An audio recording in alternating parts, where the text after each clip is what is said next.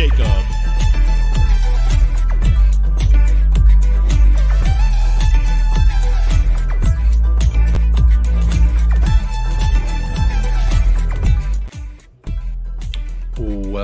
Welcome, making sure I'm not on mute. Hang on. How are we doing? Happy Sunday, happy weekend. Hope everyone is feeling too blessed to be stressed. I've got my big ass mug for my big ass cup of coffee for a big ass win. So either way you look at it, once again, too blessed to be stressed. Appreciate everyone who's tapping in, whether you're live or on playback. I encourage you to hit that like. You don't have to. I will never make you. I won't put a question in the poll that prevents you from seeing the chat. I was trying to at least give you something to think about with that chat. But how are we all doing? Hope you're living well. Happy Sunday. The week is upon us. If you're in Australia or down under in any shape or form, maybe not any shape, but good morning. Happy Monday. To the Australian viewers out there. I know there's a few of y'all that tap in. Chewy's asleep. Don't worry if I'm loud and rambunctious. He won't wake up. He is deaf, but we love him nonetheless. He's a good dog. Except for that time he pissed in the house. But beyond that, too blessed to be stressed. Hope you're feeling the same. Sorry I didn't bring anything to the channel yesterday. I was making a few appearances, being absolutely shameless. If you saw the Football Terrace, I was slightly shameless. Again, I was not calling out any one particular person. So people who feel that way, I apologize. Was not calling out one person, more the idea. I didn't speak properly, so it was more the idea that Sonny has lost his pace. That idea, that myth, I wanted to put to bed. And I did it slightly shamelessly. So for that, I'm going to take a big swig out of my big shameless ass mug. So apologies for that. But you know what? When your favorite player proves your gut feeling and your gut instinct correct, it's hard to not take a little pride in that. Especially when he's been coming under a lot of scrutiny. Pause. That's not what I meant. But when he's been under a lot of duress because he hasn't performed well last season. But outside of Harry Kane, no one did perform well last season. Let's have it right. But for me, y'all know where I stand with Heung-min's son, Heung-min dad, Heung-min the one. He's been my favorite player since I've been a supporter of Tottenham. So biased I may be. I try to look at it rationally. I did offer some options there in the poll for those of you who want to partake. Obviously, the question is, who do you feel was our best player at Burnley? 61% of 28 votes at this juncture says Heung-min dad. That's a great answer. 24% says Maddie the baddie. That's Madison. If you didn't know, if you didn't know that. And then Solomon and other. 10% says other. Curious who the other 10% is. I'll go through the chat in just one moment. Let me say hello to everybody in the house who's tapping in with me.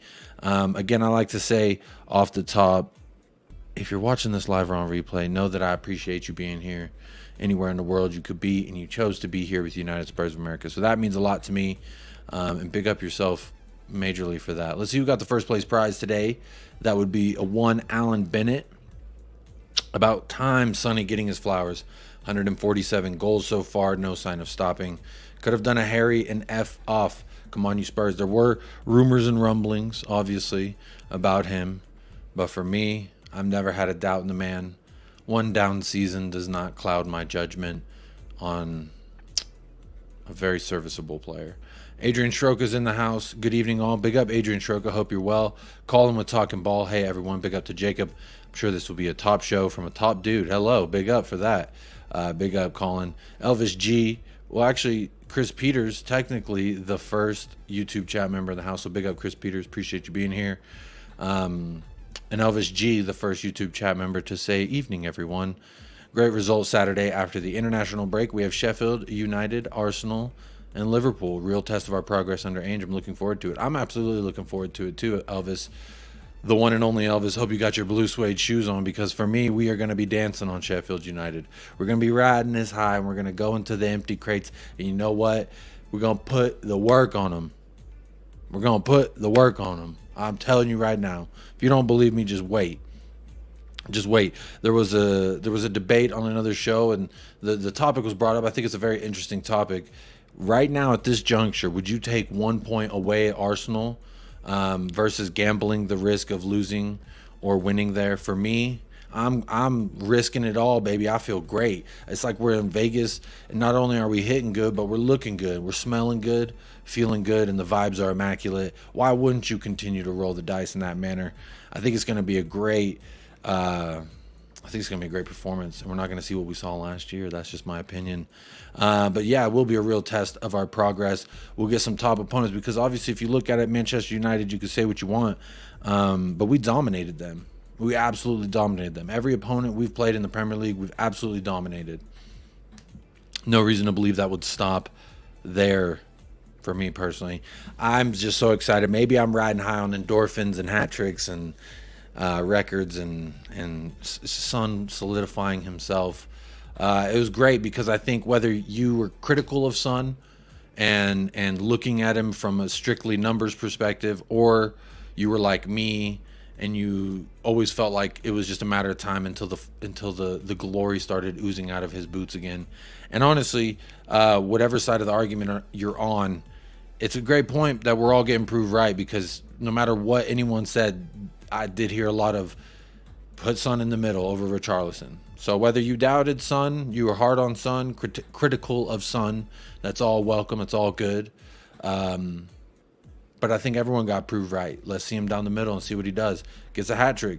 Don't tell me it's only Burnley, because Vincent Kompany, they were up for the fight for the first 30 minutes, 40 minutes.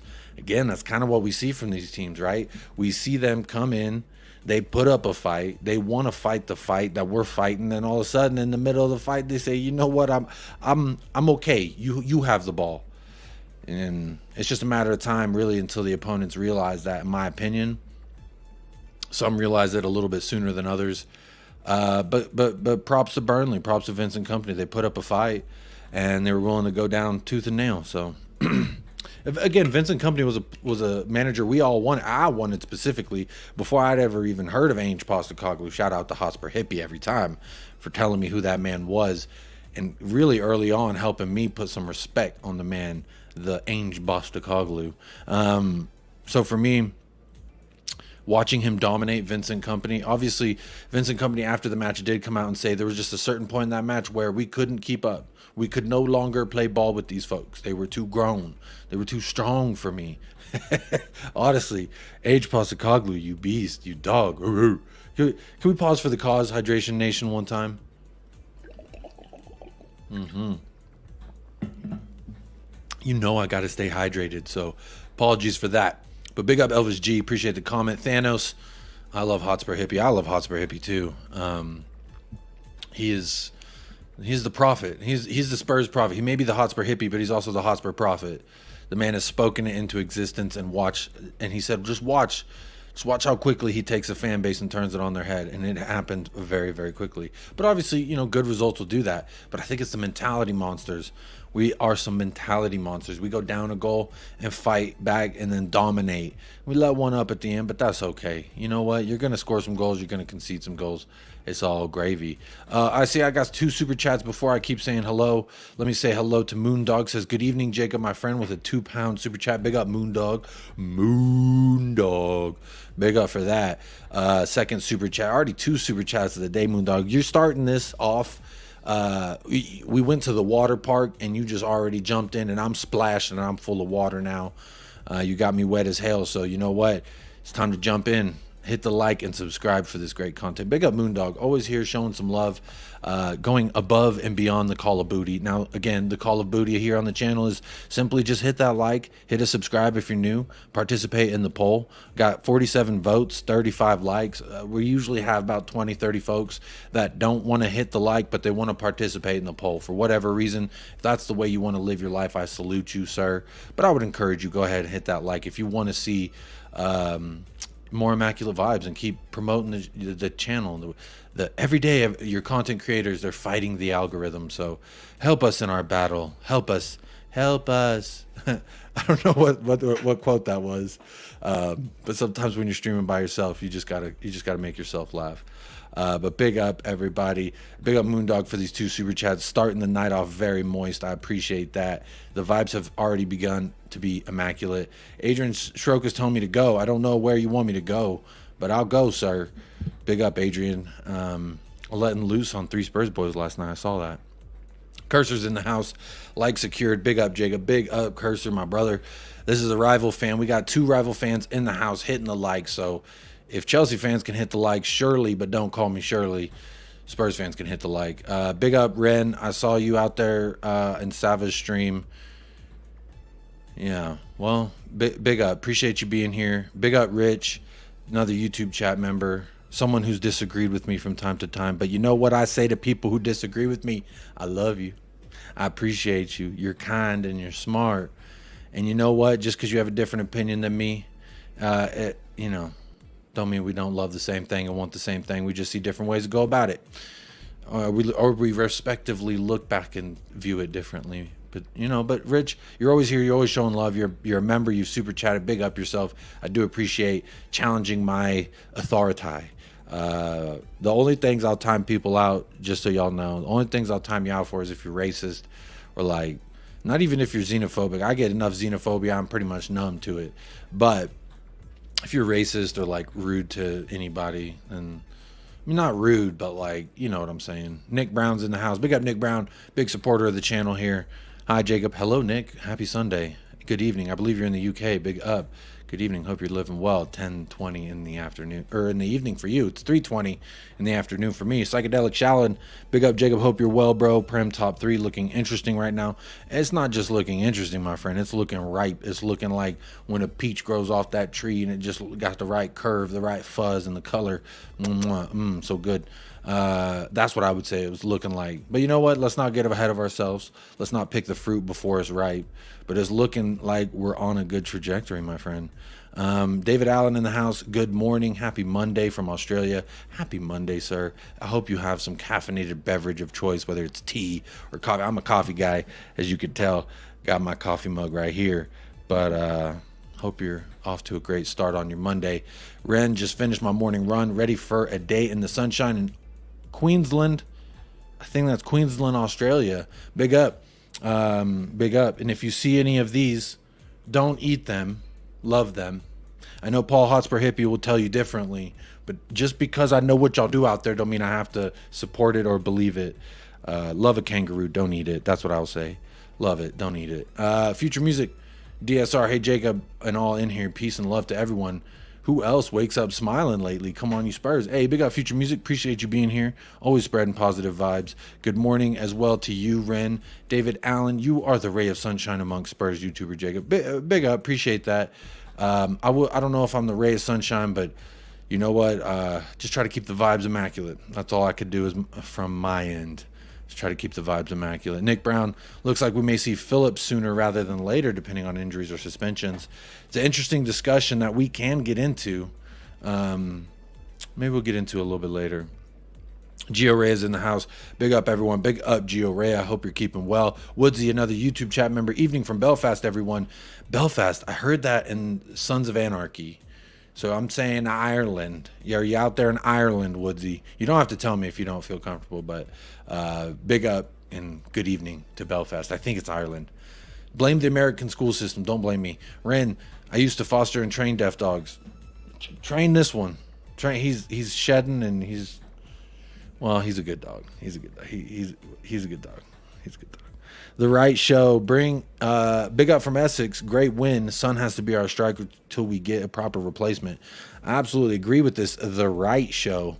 I'm glad it's not the wrong show. But big ups all the way to Essex. It was a great win. Absolutely agree with you. Son has to be our striker. 110%, sir. Or ma'am. Gio Rea, I had Son in my fantasy draft. Gio, I did too. And, the first couple matches, he wasn't affecting the scoring sheet, so he wasn't really bringing in the points. But you know what? I think over time we will be proven right. And it's interesting. I bet a lot of people are going to start picking him up because he's being used in a different role. They actually have him as a midfielder rather than an attacker. So you can still have Holland as your striker. Don't worry. But go ahead and draft Sonny if you got a chance to. He's gonna blow up. That's why I drafted him in the first place. Luca, big ups to you, Jacob, and all in the chat. Big up, Luca14, always here showing love. AC says, I thought Sonny plays well as a winger. He should have had a few assists, but people fluff their lines. Sonny in through the middle hits different. This is actually a good point you bring up, AC, because I want to dispel anything where people say, oh, well, Sonny wasn't a good winger, and it still justifies watching Solomon's performance, why they wanted Sonny to not start. Because I did hear in the beginning of the season, Sonny bench Sonny or move Sonny to the middle were the two things I heard most people say in regards to Sonny's overall performance. And honestly, if you look at it, the only thing that separates Solomon out there on the left wing and Sonny, which this is also a good point for Solomon, because if you're playing up to a level, a Heung-min Son level, that's a good thing. But if Richarlison finishes some of those key passes that Son plays into him, you know what? It's a little bit different. We'll be talking a little bit differently about Sonny out there on the left. But honestly, down the middle, he's going to be doing what he's great at. What he's great at most, which is finishing. Left foot, right foot, middle of the box, right of the box, left of the box. Don't matter. Sonny can finish, and that's what I'm excited for. So, big up AC, bringing up a good point. Dan Davenport says, hey, big up Jacob. How old is your pooch? I don't know. My wife and I, we adopted him like 5 years ago, and he was allegedly around 5 years when we adopted him. So give or take 8 to 10 years old is kind of where we're at. Big up Chris Peters. Again, big up Moondog for the super chat. Derek Smith is in the house. Good evening, Jacob. My Spurs mug is a lot bigger than that. I thought everything in Texas was bigger. Honestly, Derek Smith, I just have really large hands. This is a huge mug. This is a huge mug. Don't get it twisted now. Don't get it twisted. Everything is bigger in Texas, especially our hamburgers. Come on now. The Right Show. Big up all the Tottenham fans. Yes, big up. Who do you support? It looks like Tottenham in your picture. I see the AIA in your picture. But I don't know who you support. Oh, the camera's not really focusing. Maybe I need to sit up. Whatever. It's not focusing. Happy you're here as well. Jazz Jones, evening. Jacob and Peeps in the chat. Big up, Jazz Jones. Alan Sibley's in the house. Big up, Alan 10-inch Sibley. Appreciate you every single time. Hope you're doing well. Living well. You know me, Alan. I'm living good. I'm trying to get this camera to focus on my face, but it don't want to. See, like, what? Look at that. It'll focus on my hand. Now focus on the face. I'm gonna stop wasting time doing that. Jacob, bringing people together from all corners of the globe. That's kind of the hope, right? That's the beautiful part of the internet, anyways. Bringing people together from different walks of life, all overshared of a mutual love of Tottenham Hotspur. Solomon, how can anyone vote for him? Says Scott. He's got 2 assists. So I think that's how people were voting for him. There we go. Just had to let it focus on my gray hairs. Ignore my gray hairs, y'all. They're new. They're new. Any father knows how I'm feeling. They're new. Marshall, hey, Jacob, hope you're having a great day. Just a quick question. Do you think we should get Sancho in January with him falling out with the manager? My thing is, we kind of got the guy that Sancho's supposed to be, right? And Brendan Johnson. Maybe it's a little earlier, a little too early to say we got the guy. But Brendan Johnson allegedly is supposed to be this guy that we're assuming is an ANGE postecoglou winger, can do all the things that ANGE wants, got the right mentality. He kind of spoke on the fact of Brendan Johnson's mentality is something that he also looks for in a player. So if all these things are to be true, I would see him as surplus goods to requirement. But I mean, I think I love Sancho at Borussia Dortmund. Don't get it twisted. I just think at Manchester United it's a little bit different than the pressure at Dortmund. And I think off the bench, Sancho can give you something. Obviously, it remains to be seen how that whole situation shakes out. But I'll take him if it's cheap. Why not? I mean, he's better than Bryan Gil, in my opinion. He could challenge with Perisic and Solomon. I'm fine with that. Chris Peters, optimistic. Me says win. I'd take the draw. Yeah, I'm taking the win. Rich says Arsenal look trash this season. Bring them on. Absolutely. Anyone who watched that Manchester United Arsenal match, I think you walked away feeling like, wow, we dominated this United side, and United really made a game of it. If it wasn't for VAR doing what they always do, it could have been a win the other way. It would have been 3 points for United away from home, but VAR took that away. Arsenal looks shook. That back line looks. Remember when I was talking about those peaches earlier that grow on trees, and you're like, that looks ripe. That's what that was. That back four looks absolutely ripe for the picking, my friend. David Cooper, hey Jacob, great result yesterday. The entire team, starting 11, played so well. So happy at the moment. Absolutely, I'm very happy as well. Cursor says, Man United are trash now. Ten Hag lying about Sancho as well. Yeah, it's not a good look for Mr. Ten Hag. And he kind of did the same with Cristiano Ronaldo. And Ronaldo went to Piers Morgan and said, no. Obviously, I don't think Sancho has that pull to get Piers Morgan to do a whole special. But who knows? Maybe he can. Solomon's son and Johnson for the next game, says the right show. Having Johnson in there for Kulusevski. At least we'll have a nice little break. Because to my knowledge, during this international break, the players still get to work with ANGE. They get to train back at Hotspur way. So this could be actually the greatest time. I know we're, as fans, we're all like, damn, I don't want to go another 2 weeks until we see Tottenham play.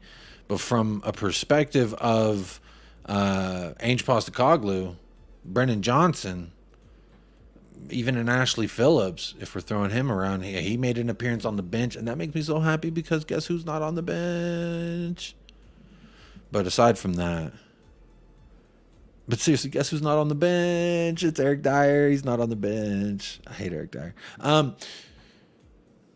So my point being, 2 weeks with these players, get Brennan Johnson up to speed. That technically, if he has 2 weeks with Brennan Johnson before the first match, that's longer than he had with the entire squad before he had to play somebody versus West Ham. Talk to me nicely. That looks like a nice little prospect.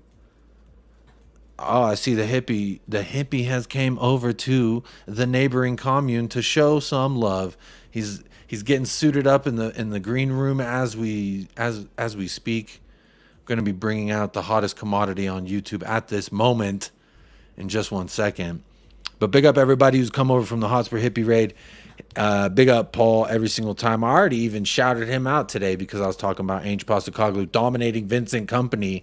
And if Paul remembers when we streamed, I actually said I want Vincent Kompany because look at how he yells at the players. And if I remember correctly, Paul's rebuttal was, look at this ANGE video of him yelling at the players. And then they both made me moist around the lips. So let's bring in Paul. Oh, hello. How you doing? You're showing us that grade A white chicken thighs. Making me cough. Steamy legs of a fullback. How you doing, my friend? Do you remember this conversation we had as I brought you in? I know you were just settling into the green room. You were having your amenities, your snacks, making sure your rider was fulfilled before we brought you on the show. So good, man. But do you remember that conversation when we were still looking for a manager? Vincent Kompany hadn't signed his extension with Burnley. And I was like, look at this video when he was in Belgium yelling at players. I want him to yell at everyone in the locker room like that. And you said, don't worry, I got the guy for you. And you showed me ANGE Postecoglou. I was like, who the hell is that? So yeah, there's some good shouty ANGE videos around. Don't worry about that, man. Yeah, it made me very happy. Vincent Kompany just got schooled, didn't he? Schooled. He got shown who El Padrino is. I mean, think about it. He went into his town and said, give me your lunch bag, give me what's in your pockets, and then I'm out of here. And Vincent Kompany tried to fight back. I said this at the beginning of the show, Paul, that toilet. Gave him a swirly. Do you remember? Is that what y'all called them? Swirlies? That's what we called them out here in the South. Give him a swirly. It's when you dunk someone's head in the toilet and flush it. And it makes her hair all swirly. That's what I always remembered it as. Anyway, did Paul freeze? Hey, he froze smiling. Look at that. If anyone can freeze and be frozen smiling, it's Paul. I'm going to keep running through the chat here a little bit. Romero is my man of the match, says Gio Red. There's one of the others checking in, telling me Romero. Very good shout. I only put Solomon because he got the 2 assists, and I wanted to see what people think. Swap Richie for Sancho in January. Who says no? I don't. David Cooper says I buy Sancho. That's a great. Oh, far out. We got 2 Hotspur hippies. Oh, one left, and another one joins. Sorry, my PC just died again, so I'm doing. You were it frozen with a smile on your face. It was a great. You were. It's usually like one eye, a bit dopey. Or like looks like you're sneezing, but you were frozen like this. You're like.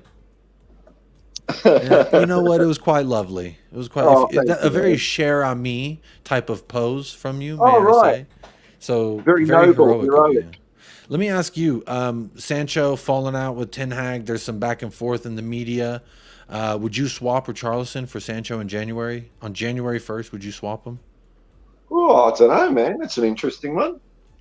I don't know. Maybe. I mean, Richarlison, as we know, he's no share of me, and he just no share of me. Like, I can't help but think after that Burnley game, if Richarlison had started, it might have been a 2-2 draw. You know. Yeah. But we had Sonny in, and he shows you what a proper centre forward type footballer can do. Mm-hmm. So maybe are you inclined to do the deal?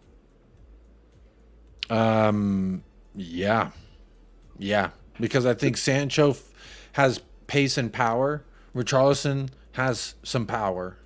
And when you look at what I'm assuming I'm enjoying out of this ANGE system is dudes who can run, back line, front line, middle, and we've kind of assembling that. So Sancho fits into the profile, I think, of a potential striker and or left or right winger. I think he could fulfill that. And I've even heard United fans talk about Sancho to be utilized in a number 10 role. So potentially he could also offer some insurance for James Maddison, which I know is something that we'll talk about in regards to our depth or the lack thereof and just how frail we are if we were to face a couple injuries. But I still want to talk some more about the win. I hadn't brought any content to the channel. It's still good vibes. I've only had 1 sleep. I know in Australia, y'all have had 2 sleeps, so maybe the buzz is wearing off a little bit. But I'm still fresh out the club. I'm riding high, so I watched it again yesterday, so yeah, I'm still buzzing. It is one of those you can sit down and watch it again because it's just damn fun. It's a lot of fun. And that's the thing. Every match we've played in the Premier League has been a lot of fun. Yeah. Absolutely fun. Just to watch. Even neutrals are like, Spurs are my new team to watch because I just love the way they play and I love their intensities and the energy. It's just an entertaining match to watch. And also, you know, I saw I'm seeing people sort of poo-pooing Burnley a little bit, and I've seen this. I've seen ANGE been on the receiving end of this sort of thing where they're kind of saying, well, you know, Burnley, they're trying to play expansive football and they're not good enough. They should really play a bit more pragmatically. And I think, like, if Burnley had played pragmatically against us, they still would have lost. And at least playing the way they're playing, they're giving their fans a bit of fun now and then. And if you don't keep trying to play a certain way, you're never going to get good at it. So I think Burnley should just keep going.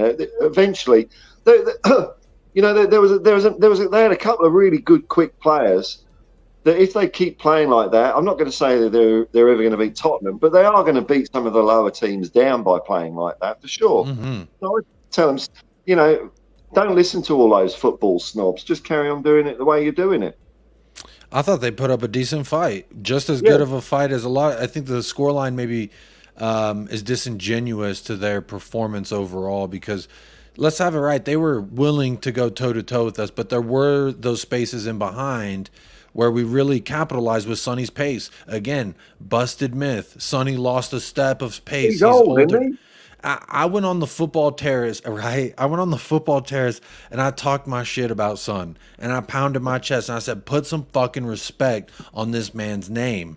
And you know what? Some of the comments I saw afterwards, people are laughing, telling me to get over it. That obviously he has lost a bit of pace. I've been called all names under the sun, all because I believe that Heung-min Son has not lost a step of pace. He is not beyond it. He is not past it. I'm so glad he immediately came out against Al Ittihad's bid when there was a rumor that Saudi wanted him, because obviously what club wouldn't want him? He's an entire market. You bring him to your club, you are flying shirts off the rack. You are having an influx of foreign fans who support your club now, and that's an asset, quite frankly, to all these franchises. So obviously that's something for us we retain as valuable, but to continue to show his value on the pitch is a whole nother story that I think has been scrutinized.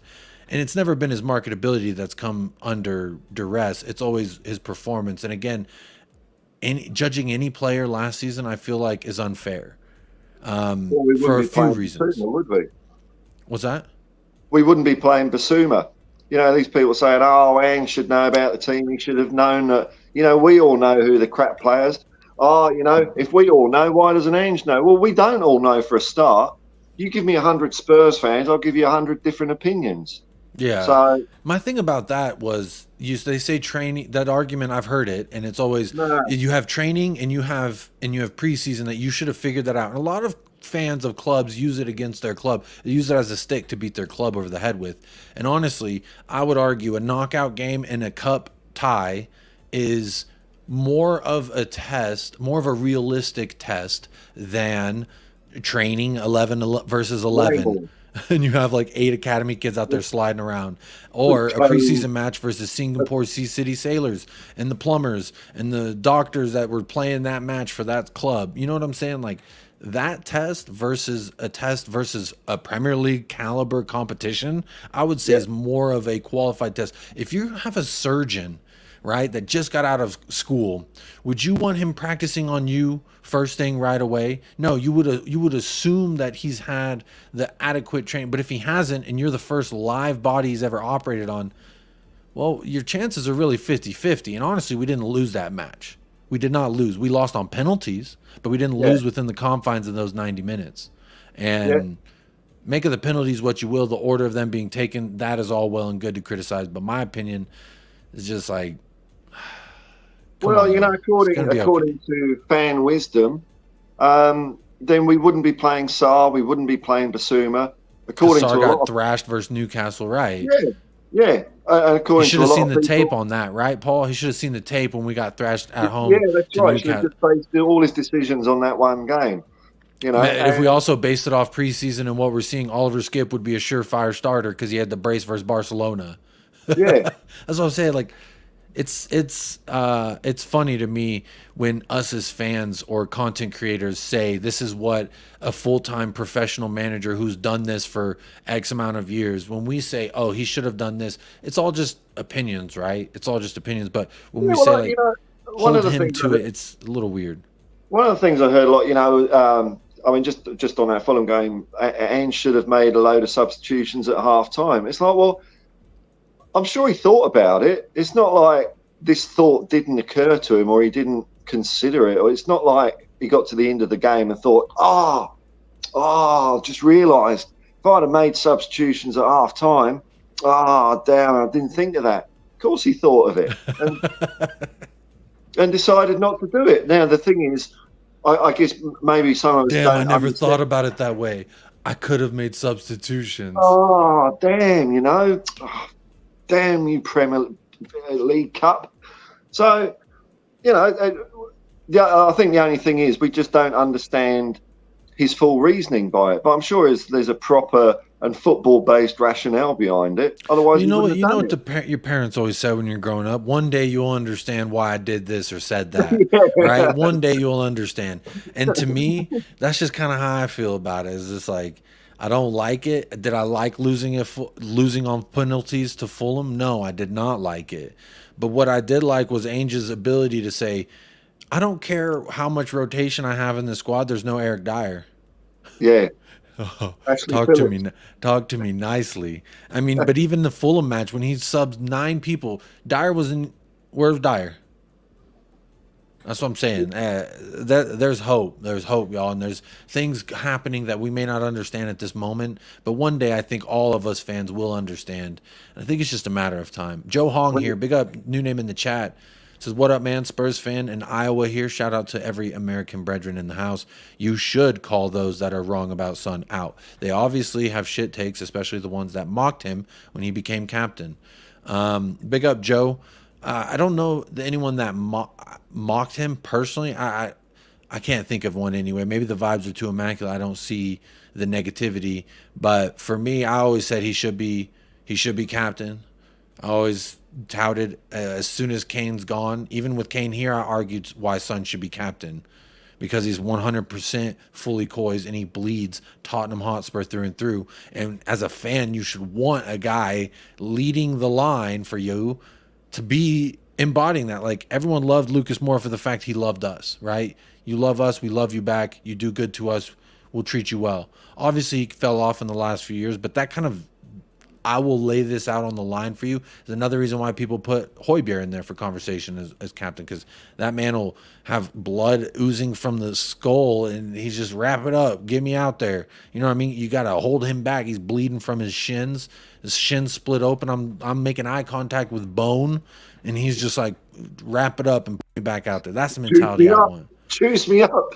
And think about this in regards to Sonny being a captain. Something else I heard, an argument I heard against it was, well, he's not a vocal leader and he's not going to be out there on the pitch screaming and shouting at players. I would say, look at all the matches he's been leading the line as our captain. He is shouting. Let's just look at our last game, Burnley. Solomon, first Premier League start for us. And what does he do? Makes a bunch of mistakes. Son is yelling at him visibly on the pitch, doing this, gesturing and yelling and getting very upset. And then as soon as halftime whistle blows, he puts Solomon under his arm and he says, look, I don't know what he says, but let's imagine he says something like, look, I'm the poppy of moisture, so you better trust what I'm saying. Pass me the ball in this, do this. And then what happens? Boom, boom, assist. So there's something to be said about his leadership that I've seen already. He's busting a lot of myths. The pace, that he's beyond it. I heard rival fans try and tell me, well, Sonny doesn't even want to be here. His best friend left. He looks dejected. And I've always said, look at our fucking Twitter. Look at this. Does this man look sad that Harry Kane played later that day and got a draw? Or I think he got subbed out when it was 1-1 with 0 goals. You think he's upset that Kane's not here? I don't think one bit that man's upset that Kane isn't here. I think if anything, he feels like this, you've given me the boat. Now I'm going to steer this motherfucker. And guess what? When shit gets rough, shit goes smooth, I am El Capitano, and trust that we have two other captains. I like the fact, I know I'm going on a bit on a ramble here, and I'm way behind in the chat, so big up everybody in the chat. There's over 100 y'all in the house. Hit that like, participate in the poll. But one thing I also liked in regards to the captaincy talk is the first time Son got subbed off, was it week 1 or 2? I can't remember. It gave it to Madison. The next time Sonny gets subbed off, they gave it to Romero. And I like that it's giving everyone a chance to have the stick. I have the talking stick. You know, you don't talk unless daddy's talking. And I like that we've shared that, because I think that holds accountability and it creates leaders throughout every facet of our squad. So for me, I'm not trying to get too hot and heavy. I was gonna say hype and heavy, but I'm trying to not get too hot and heavy at Son being this leader. But I think, again, it's 4 Premier League matches, and he's done what I've asked of Vicario to do, and that is to answer the questions that are arising of you. And at every juncture, Sicario has definitely answered those questions. He's a maniac, and I love him so much. But Sonny's also doing that respectively on his end as well. And now he's got the hat trick to show it. And I understand a lot of people would look back and say, oh, well, last time he got a hat trick. Well, last time, who was our manager? It don't matter. He got a hat trick. He got a hat trick under Jose. He got a hat trick under Conte. He got a hat trick now under Ange Postecoglou. None of those managers are Ange Postecoglou. And that's bottom line. End of the road, like end of discussion, in my opinion, because when you look at a player and you say, oh, well, last season he didn't do this. Well, what system were we playing? Did it favor the qualities of players like a Bissouma? He didn't even want Maddison. Antonio Conte said, no, Maddison doesn't fit my system. Give me Zaniolo. Thank God we didn't get that guy. He can't even start for Villa right now. And Villa getting the ass whooped. What I'm saying is things happen. Pau Torres, if anyone saw that, he got his ass ripped by Darwin Núñez. Darwin Núñez having his way with that man this morning when I woke up. I said, excuse me, did I turn on late stars at night or did I turn on a damn football match? And and everyone went, oh, Pau Torres, oh, Villa's so good, they're doing all that. And I was one of those. When they got Moussa Diaby, I was super jealous and like, damn it, Villa, you know. And then from the outside looking in, I was like, okay, well, they got their center back. They got Clement Longley too, and I'm happy about that as well. My point being is, sometimes this kind of goes back to what I was saying earlier. Like, things happen for a reason that we may not understand at a certain moment and that we feel a certain way at a moment, i.e. Son not living up to whatever someone's expectation was of him last season. I think it's all fair. But at the end of the day, the conversation for me remains that you just got to trust the guys that's always been there for you, right? Like, or am I just having too much bias and sentimentality when it comes to a player? No, look, when Son was before Son was made captain, I was saying, who's going to be captain? I don't know who it's going to be. And then when it was announced it was Son, I thought, yeah, you know what? That's all right. He's captain of South Korea. He's been around the block a bit. He cares about the club. I'm happy with that. I usually don't like captain being like a striker or a goalkeeper, but Son's a bit more than a striker. So I think it's good, and it's good that the all three, or the captain and two vice captains, all got on the score sheet as well. Romero, brilliant goal. Maddison, just clinical. They were just dynamite on the weekend. You know, all those chances we've missed in other games, we weren't missing them on the weekend, and that's before the Burnley game. I thought it'd be 6-0 because I know at some stage we are going to start battering teams. This is what ANGE teams do. And it's kind of a battering, 5-2, I reckon. We got a little bit slow in the last 5 minutes, which I'm sure ANGE wasn't happy about. But, you know, result's a result, 5-2. Result is a result, 5-2. I mean, at the end of the day, I always knew we were going to concede goals. We're going to get caught out of position. But I think there was a comment I started along the way. Again, real quick, shout out Moondog for the super chats. You can super chat to the channel, and I'll read it as soon as I notice it, and we'll discuss it. But also, Dry Roast Peanut, you've been here long enough. You should know. Hit me with a Q. Luckily, I was reading and paying enough attention. But if you wanna ask a question for free and you don't want to super chat, don't worry. I got you here at United Spurs of America. Just hit me with a Q and a dash, or some way that'll get my attention. I'll star it and I'll bring it up at a later juncture when we're going over things. But or you can super chat. That's always welcome as well. But again, I'm a free 99 kind of guy, and if you are like me, then go ahead and hit me with a Q dash, and I will start. Don't know when I'll talk about it, but I will start, and we'll talk about it at some point. But I caught this one from Dry Roast Peanut. Shout out to Peanut Man.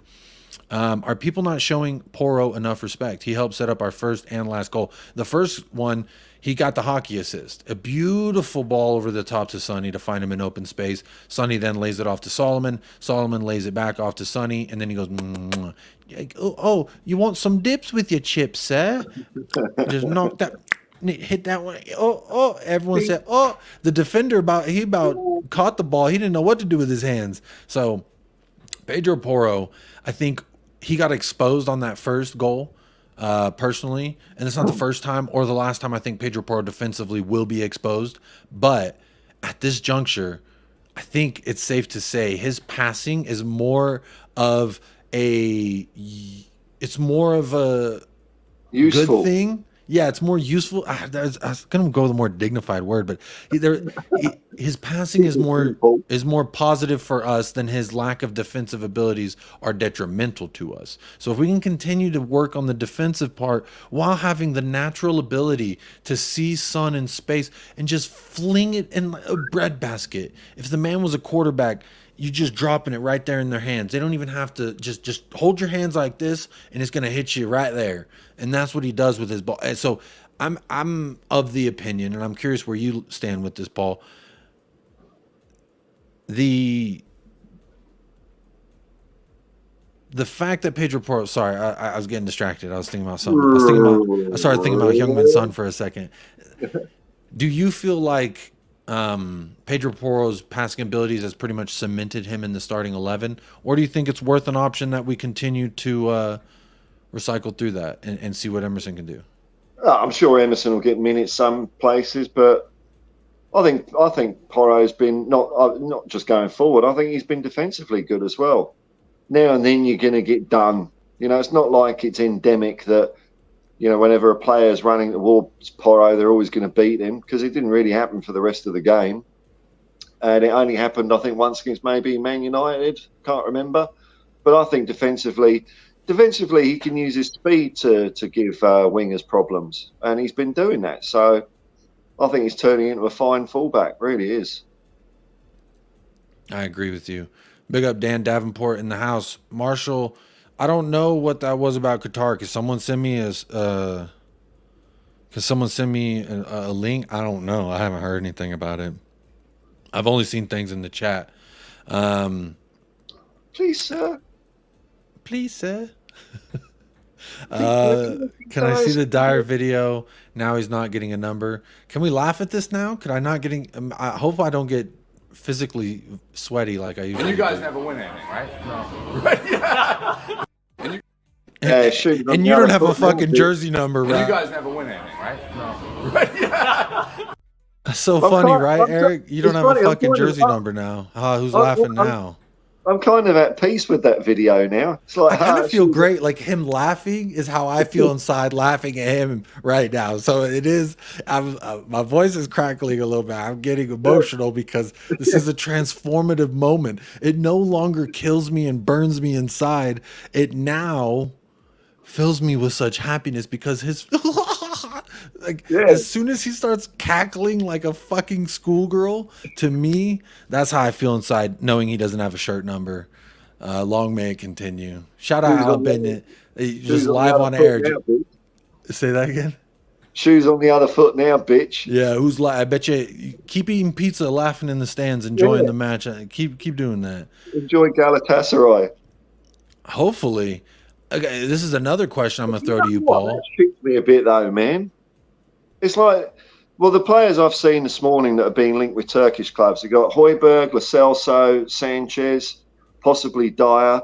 It's like, dude, you lot all had, and Lloris maybe, all you lot had offers during the bloody window. Why didn't you do us a solid and just say, yeah, I agree to the terms, and go? But then that would have created a bit of space. Maybe we could have got another couple of players in. All you Muppets have done is slow Ange's plans down by one transfer window. It's a good point. But I still reckon get rid of them. I mean, if someone wants them, get rid of them. And yeah, we might have to rely on Ashley Phillips and Dorrington, but I'd rather that and have some space. So when we get into the next window, we're not doing all this juggling. See, because for me, I'm a little bit more like, I've said this all along before the preseason. If I had to pick between Dyer and Sanchez, I'm going to go through the video. I will show you the evidence, sir. I will open up. Oh, here's the evidence. Don't worry, sir. I'll provide the evidence and all data exchanged in that regard. I've said it. David Cooper, shout out your YouTube chat member. So I will acknowledge what you have said here, but I will not read it aloud. Kangaroos are our friends, not our food. You can love a kangaroo, hold one, smooches maybe a little bit if they're clean enough. They live by the river maybe. But that, and pick up its ass over a fire. No.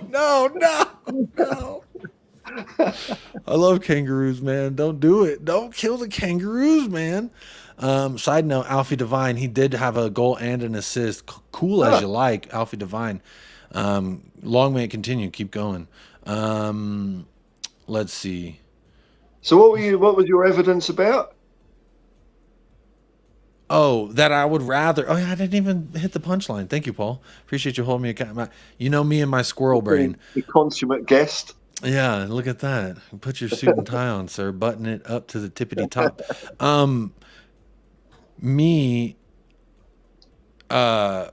The point I was making was Sanchez. I would have rather, if I had to sell one of the two, it would be Dyer instead of Sanchez.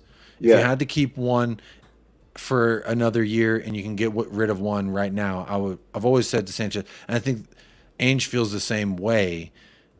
But if we were to give him away to Turkey right now, I would assume Ashley Phillips then becomes the third center back. But who's getting fourth? And now I'm worried that Dyer may find a way to squeak into this 11 if Davinson Sanchez goes to Turkey. That's what I'm worried about. I reckon all their agents are on their phones to them right now saying, "You bloody idiot, you're not getting any minutes. I'm losing money. Your value's going down." This is the thing that people rated this transfer window quite low, because I think mainly because there weren't enough outgoings. But you remember when I pulled up the visual of all the fuckers we brought in? I mean, gotta be a little happy with that, surely, but don't call me Shirley. I'm happy with it. I thought it was a pretty good window, and I think that, okay, sometimes you just can't get rid of bloody players, but I reckon those players that we wanted to get rid of, they're going to be screaming to go now, or they'll be screaming to go before January, get their contracts written up, or whatever they want to do. By January, they're going to be falling out the door. So I think, it would have been nice to have got rid of a load in the summer, but the train has left the station. That's the way we're going. Toot toot. Piers Morgan. Ugh.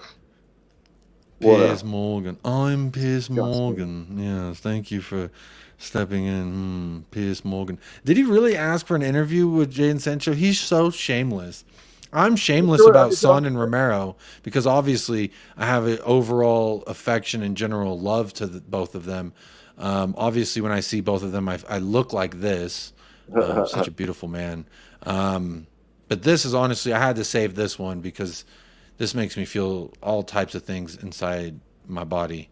Are you finding that you're not getting so annoyed by Spurs official tweets now? I'm kind of like looking forward to. I think they changed admins and they're not doing the damn emojis. Back to work. They're actually like, here's a great quality photo of a player you want to see smiling and hugging and exchanging sweat from sure. Oh yeah, and kicking a football. I forgot about that part. But yeah, show the people what they want to see. I see there's a super chat from Joe Hong. Big up, Joe Hong. First time here and already hitting us with a super chat.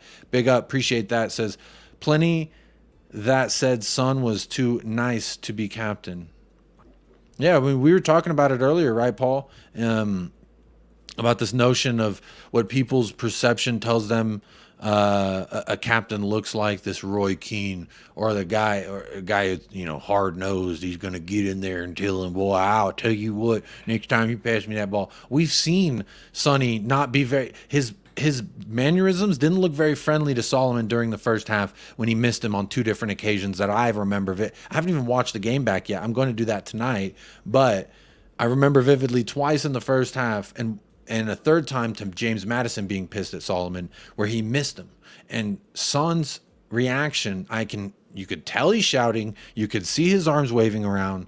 So I know for a fact he was yelling at Solomon both of those times. And then again, the broadcast cameras caught as soon as they're walking into the locker room, Son has his arm around Solomon and is talking to him. And then Solomon has a fantastic next 45. So again, he too nice. I don't care what people's perception is of, or what their preconceived notion of what a captain should look like. I don't really care what that is, because to me, everyone leads different. People follow leaders of different walks of life and cuts of cloth, right? Like Son's not that hard-nosed guy. He's going to smile and hold your kid. But obviously during the match, you could tell he was very visually upset and vocal in the moment. So I think he puts to bed any of those doubts for me. Again, this was a shameless title on the episode where I talk about he's busting all of the myths. Son Heung-min is busting all the myths, and that's really the theme of the day. Obviously, James Maddison had one hell of a strike from outside the box. Beautiful fucking goal. And then we get to see the dart celebration. Absolutely fantastic. He is a maestro. When he has the ball at his feet, he's absolutely phenomenal. Incredible. Christian Romero, amazing strike of the ball. Defensively perfect. Aerial duels, I think he's lost one all season. So again, go back to the summer when people said, well, aerially, yeah, Romero ain't shit in the air. We need a defender who can defend in the air. Look at the stats of every match. Christian Romero's been perfect, if not one mistake in the air. Yesterday he was perfect in the air. Yesterday was not one aerial duel did he not win. So for me, Christian Romero's also dispelling myths. But again, Sonny, they put a lot of things.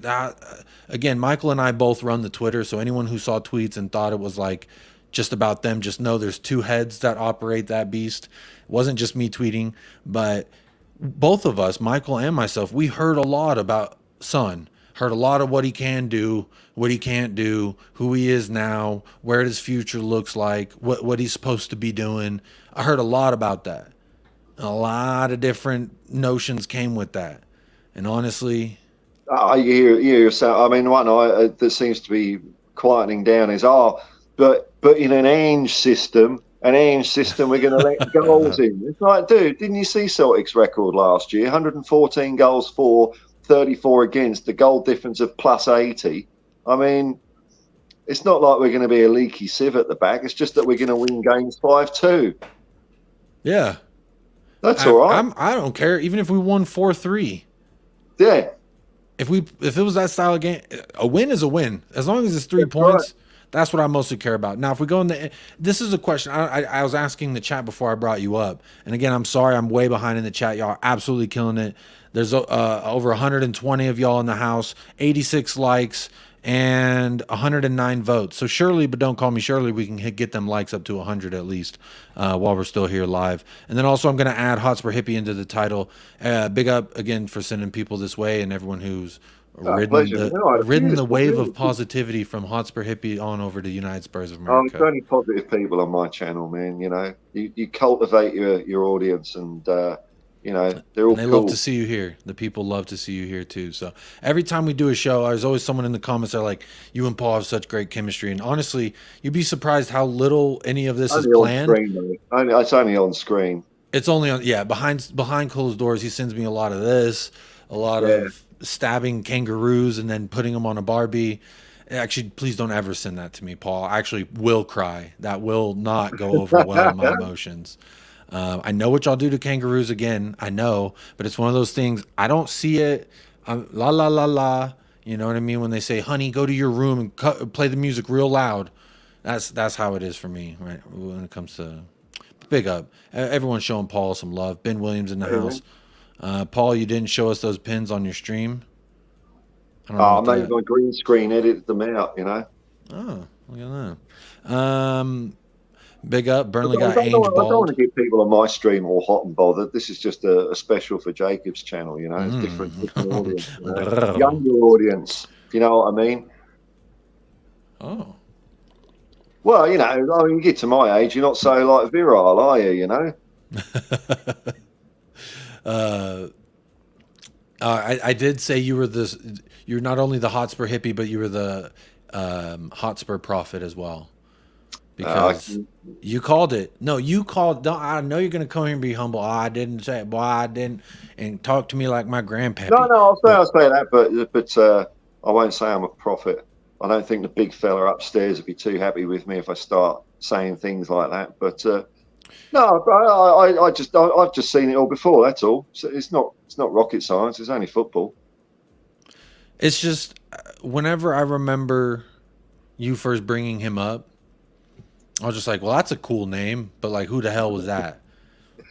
And I've always kept that same energy. No matter what, I've always said, well, I'm not going to claim to know X, Y, and Z about ANGE Postecoglou and his ball. I'm just going to observe and absorb and enjoy. And that's what I've done. And he's turned a lot of fans' pessimism, negativity into hope, positivity. And again, I don't think that's just like a master class by Daniel Levy, but I think when you look at this summer, if you include ANGE Postecoglou in the equation of acquisitions, it's hard to say that we had a bad window at all because James Maddison, Van de Veen, Destiny Ugogi, excuse me, Vicario, we have a new number 1, ANGE Postecoglou, a lot of things to be really happy about.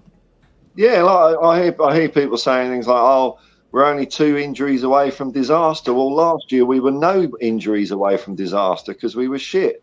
So at least we're not shit anymore. And we've got a little bit of leeway before we turn the crap. So it's an improvement. Big up Yosarian is in the house. Also big up Mark Cahill. I don't know if it's Mark Cahill under disguise as Superman, the guy who played Superman, but big up. Yosarian says, good morning. Oh, that's Henry Cavill. There, you're right. I thought his name was Mark. Sorry, I thought you were Mr. Pop Culture. You know, sorry, I didn't mean to. If it's not Disney, I don't fuck with it. No, oh no, it's not. Superman's not Disney, is it? I thought that's only Avengers. I don't know. Don't ask me that. Good morning, Yosarian. Hope you're well. Hey. All your base are belong to us. The hippies are here. Peace and love. And Ange, we trust. Come on, you Spurs. Ad infinitum. Big up. Good morning. Always spreading positive vibes here. Appreciate that. Adrian says, this is a make or break season for Richarlison. Paul, we've talked about it ad nauseum here on the channel. I have always said 3 Premier League starts, and if he doesn't do shit, sun up the middle. A lot of fans have said that. I'm not claiming to be the only one. A lot of fans have said that. It's not, again, like you said, it's fucking ball. It's not rocket science. So I'm not trying to be like, I said that you play a sun up the middle and you'll find yourself opening up all types of space. Again, oh, that's a real old-timey Southern style. I said. I said, boy. I said. Well, I did say that you play them up the middle and see what you get, and it's interesting to see how that played out. And so I think a lot of fans were happy with their predictions on that one, myself included. Is this make or break for Richarlison? Why didn't he know he was shit? Don't open that can of worms here, Paul. But honestly, I don't know if it's make or break season. He may have already broken his season, because to me, when you say, here you go, someone else, here, try this, and they do bang, bang, bang. They get a hat trick. Potentially could have had 5. Ainge came up in the press conference after the match and said he should have had 5 or something like that. Brilliant. Loved it. I did quote tweet that on Twitter or X, whatever it's called. I did quote tweet it, and I said, if this doesn't give you a tingle in the pants, you need to see a doctor, because the love that they're sharing between them two, it's like those 2 people in high school that didn't get a chance to make out at Lover's Lane, and now in college they've found each other again, and the love can really flow between them. It's also like when you hear about players talking about managers that are really good, like revered in English football, like, you know, Brian Clough, or, you know, Bill Nicholson, or people like this, Bill Shankly. Players will often say that they're good at keeping players level with their man management. So if someone you don't want to get a player getting too high, you know, over exuberant, overconfident. You don't want them getting too low, no confidence. You want just that steady line in the middle. And that's the way I just saw that comment by Ange at the end of the Sun. You know, you could have got 5. It was a nice way, a very nice way of just saying, you know, your job's not done, kids. You know, we need more from you. Yeah. And that's what I love. It's always been like, nice, now more, please. You know, Oliver Twist, please, sir, can I have? But he does it in a please, sir, can I have some more? You know, he does it more robust. What the fuck was that? What was that? Was that your Ange? What? Was that your Ange? No, hang on, mate. This is my Ange. You know, my Ange is a little bit better than that. What was that then? Who was the police, sir? That was my deep voice Oliver Twist. Oh, right. Okay, so he's still in there. He's still in poverty. That's what I'm saying. I'm like, you know, he says that to the players, you know, please, sir, can I have some more? Is the effect I was going for. I understand now that was horribly misplaced, and that happens from time to time here on the channel. I see 117 votes, 96 likes. We are 4 likes away, y'all, from the big one hundo. Would appreciate if we could hit that targeto. Targeto's not a word, but out of 118 votes, is 61% says Heung Min Dad is our best player versus Burnley. And I would agree with that. Hat trick, it's hard to not say he was the alpha puppy chulo on the day. The hardest thing to do in football is to score a goal, and he scored 3 crackers. So Matty the Batty has 31%. He did score a goal as well. Was absolutely fantastic on the day. Very much vital to what we're doing. Very much vital to what we're doing here. But big up Dry Roast Peanut. Go ahead, Paul. were you like always into Maddison? Because I hadn't really seen him much. I was like 50-50 when the hubbub was going on, and I think a lot of people were saying they didn't realise, even the ones who wanted him didn't realise he'd be so amazing. So where were you at the beginning on him? Where I was, I hated him. Absolutely hated the guy, because every time we played him, he was a nuisance. He was a problem, and he was scoring goals and then celebrating on us. And it was just, I hated the guy. But so my disdain for him dominating in matches versus, like when Basuma dominated, I was just more like, wow. Wow. Well, look at this guy holding Brighton together like this. He is such a vital piece of that.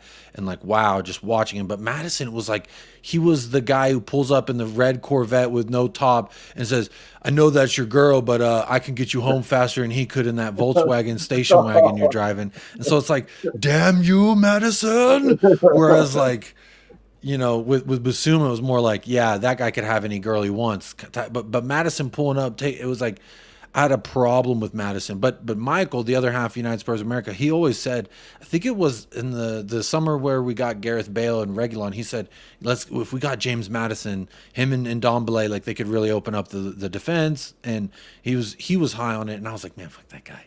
And then we got linked with him, and I was like, no, I don't want him. And Michael was like, I definitely want him. So Michael's wanted him for quite some time, but I've always not liked him personally, just because of the way he would treat us on the pitch. I didn't like it. And then I saw the text of him, you know, the shit he said when he was 16. And so I just never liked the guy. But honestly, how quick I have flipped and flopped. I love this man. Am I ready for a number 10 shirt? No, because it's still, you're going to hate this on me, Paul, but it still just feels, the number 10. The number 10's a very special number. I dropped my phone just now. We just put the last bit of dirt on him. And some other dude's wearing his shirt. It's just not respectful. And after the first match, when they're like, "That's a pretty big shirt to fill there," he's like, "Yeah, it's not too big. It's about a medium." Oh, cocky! I like that. But he's not Richarlison cocky. He's right, yeah. cocky, and then he goes out there and balls out. So absolutely enjoy everything Absolutely enjoying everything that he's bringing to the table. But for me, my man of the match is Heung Min Dad. Yeah, he's not only leading the line, he's not only bagging a hat trick, but he's also now officially here in America on the Discovery Channel. There was a show called Mythbusters. They've revamped it now, and it's Sonny's, and he is now the Mythbuster because all the myths they put on him, he's busting them. Bussa one time. Have you seen a film? I think it's called might be called Dungeon Master. It's an old 1980s kind of B schlock movie. Because made by Disney. No, it's not Disney, man. You got it's a 1% of a budget of a Disney film, man. But you know when Adam Savage, he says, "I reject your reality and substitute my own." You know that? You've heard him say that in the intro to Mythbusters? Just say yes, man. I have. Yes, I have. I remember that. Paul, such a good point. I do remember that. Well, anyway, you got that line from... Fuck it. Carry on talking football. There it is. The drama of the show has unfolded. Paul and I meet again on pop culture and cinema and television, and yet again we find ourselves at that's our big debate, Paul. Of entertainment right here. Every time I'm like, you know what movie I liked? I like this movie. You're like, have you seen the original? And I'm like, there's an original. But you know what? How do you feel? I need to check in with you. Over the summer, you were very much hating on the shiny decals. All right, the decals are shiny. We've seen the shiny decals twice now. How you feeling about the shiny decal now, Paul? I'd prefer a white one on a navy shirt, but you know, I'm not gonna stand in the way of progress. It's a bulldozer. I'm not gonna lie in front of. So if you young kids out there aren't attracted enough to a plain white cockerel standing on top of a football, and you need a bit of sparkle in your life, and that iridescence gives it to you, then who am I? Hey, like I said, it could be the advantage we've never thought we needed, but now we have it.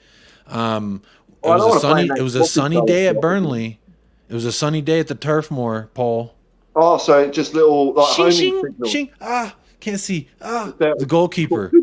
Yeah. Just like 270 degrees back. You could just get a glimpse. Okay. So I'm saying, like, the reflection of the sun banging off your cockerel. Come on now. Could be a hefty price for anybody to pay. It'd be interesting if we played, at nighttime they had the floodlights on, we could still get that same effect. So I think our advantage stays true, honestly. So you're better now on the reflectors than on the reflective iridescent logo. Why not? I'm being persuaded. It sounds like, as well as giving our players easier chances to pick out our own our own team, it also might dazzle the eyes of our opponents. So yeah, why not? A shing shing, you know what I mean? A little we know. Big up everybody in the chat, trying to make sure I go through each and every comment. Make sure if y'all have a question, you hit the Q and the dash, or hit the super chat. Either one works. The free 99 way, free, emphasis on free, is do what Alan Bennett did here. He has the Q. Can you get Paul to talk in third person thinking it was Kanye West the other day? Me? Yeah, did you talk in third person the other day? I might refer to my channel as a different thing, but I don't sort of say. Actually, you know what? I'll quote Chris. Is it Chris Moyes? He was an Olympic cyclist, and someone said to him, "What does Chris Moy think of Chris Moy?" And Chris Moy said, "The day Chris Moy starts talking about Chris Moy in the third person is the day that Chris Moy disappears up his own arse." That's a good quote. I'll accept that one as well. One day we will understand why Ainge threw a cup game. He didn't throw the cup game. He didn't. That's another narrative, false narrative, I think, surrounding Ainge's decision. Again, I talked about it in ad nauseum. Yeah, I was having this, go ahead, Paul. I was having this chat with Perchy on the Irish Hotspur build-up. Shout out to Irish Hotspur, David Harris. Love that channel. Go check him out. And I was trying to make the point that this is an unusual year. Okay, I get it. In years gone by, we fielded weak teams in cup games, but this is the first time I can't remember the last time we played a cup tie before the end of the transfer window. So this was Ange's last chance to see what he's got before the window closed. If it wasn't a cup game, I'm sure he would have done something in a Premier League game, but he had the opportunity to do in a cup game. He didn't throw it away. He had to have a look at the players. Easy. I agree with you. Don't want to echo what you said, but yeah, I mean, it's all in the play. Real quick, I did add the Hotspur Hippie to the title of this video. So if you're live, go on over, hit a subscribe at the Hotspur Hippie. Or if you're on playback, go ahead and head on over there and hit a like and subscribe on the Hotspur Hippie. Show him some love. A lot of good content you're bringing out there. But Rich, he didn't throw the game away. At least in my opinion, I don't think he went into it like, these players are going to let me down. To be fair, the shitty lineup he picked, if it was a regular match, they get him a draw. They got the point. So that's where I am at a little bit. Chris Peters says Sancho can play as a number 10. That's what I've heard as well. That is what I've heard. Got a super chat come in. Big up, J. Co. Hit us with the $5 dono. Says, Jacob and Paul, I don't have any more underwear to change into. In Ainge and Sonny, I trust.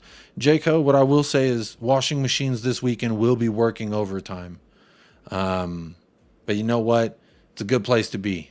It's a good place to be indeed, because for me, that match was absolutely insane. I mean, it's in the morning over here in America, but that doesn't stop me from screaming.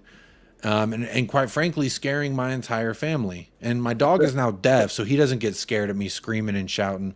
But I'll tell you what, when Sonny hit that first goal, I said this on the Irish Hotspur, I was a little bit candid. And I'm going to be candid with you guys and gals here right now, just as I was on the Irish Hotspur. When that first goal went in, I almost cried. It felt like finally. Yeah. It felt like fucking finally, man. I've been backing Heung-min's son and him as a player because I knew what he could do. And the composure, the finesse to just in that the first touch, mind you, was great too. I mean, to corral the ball like that, Richarlison running in behind and Pedro Porro sending that over the top. Richarlison's first touch, that's going out somewhere else. Sons puts him right in the perfect position to then lay it off to Solomon. Solomon, again, good job with this first pass and getting it back to Son. But the prowess and the gall to go for that kind of a finish at that moment, for me, it looked like he had just scored 15 matches in a row, and this was number 16. Cool as you like. The way he did it, he fainted as if he was just going to drive his foot straight through it. You know, then, sort of like. Yeah. And then he just pulled up at the last minute and just went dink, and then he went. It was beautiful. That's what I'm saying. Whereas Richarlison's first touch would have bounced off his shin. Well, I don't want to make this a bash on Richarlison. I would rather it more be let's big up Sonny, because this is a man who's been under a lot of thumbs. A lot of people said, you are now under my thumb. This is what you do. This is who you are. This is your future. And I think he's finding those restraints unmanageable, untenable, if you will. And he's breaking the shackles. You're 100% wrong about Son. And now I'm going to spend 5 minutes telling you why you're 100% wrong. Please do. I would love. Well, just let me finish. Hang on. It's all right. Poppy of moisture. You know Chris Peters. You know it every single time. Big up Chris Peters. Big up Gina in the house. Son looks happy. He absolutely looks happy. Preston Taboy says, thank you for showing me and introducing me to Van de Veen. Paul, thank you for introducing me to ANGE Postecoglou. I've researched them and was sold immediately. Like and subscribe. I love this. When fans not fans, but viewers of the channel keep receiving, that's a little presumptuous, right, to say fans, but viewers of the channel that they come here, they hear me spout all the fucking... from here to there, all the shit I say. They remember. I love the fact to keep the receipts. Hold me accountable to my words. I would love when players prove me wrong. I always say that. Prove me wrong.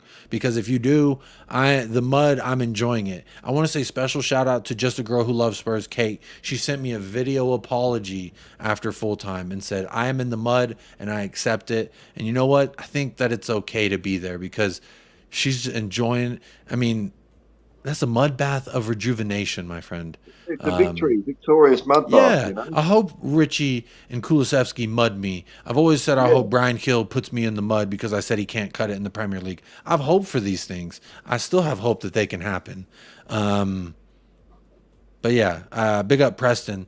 Real, recognize real. I did mention Van de Veen around January, and also recognizing the fact that Paul mentioned Postecoglou before anybody in my world, in my whole life, never gone hearing the name Postecoglou, and it's been in FIFA, and I didn't even know this man's name. Have they sorted him out yet? Have they given I don't him know. I haven't. I don't. They never sent me the beta code, but that is the first thing I'm checking if and when I get that game. Is they better face scan my Ay Papi Chulo. Get rid of that Bert Gingrich. No, what did you call him? Rush Limbaugh? You said Postecoglou in FIFA looked like Rush Limbaugh. I'm still playing that career mode, and every time I see him in the press conference, I'm like, God, he does look like Rush Limbaugh. Big up Jay Kismet in the house as well. Yeah, Future Music is in the house always. Jay Kismet, big up, bro. Bless and hippie. You'll never walk alone. What's it feel like mixing it up with the big dogs at the top of the league? It feels like the chair has finally got the right ass sitting in it. It's where we belong. Yeah, exactly. You know, sometimes them cushy chairs, you sit in them long enough, they got the imprint of your ass cheeks. And you know what? We're finally getting that chair back. That's what I like to see. Big up. Chris Peters says we have a captain for each line. That's a good point. Yeah, beautiful.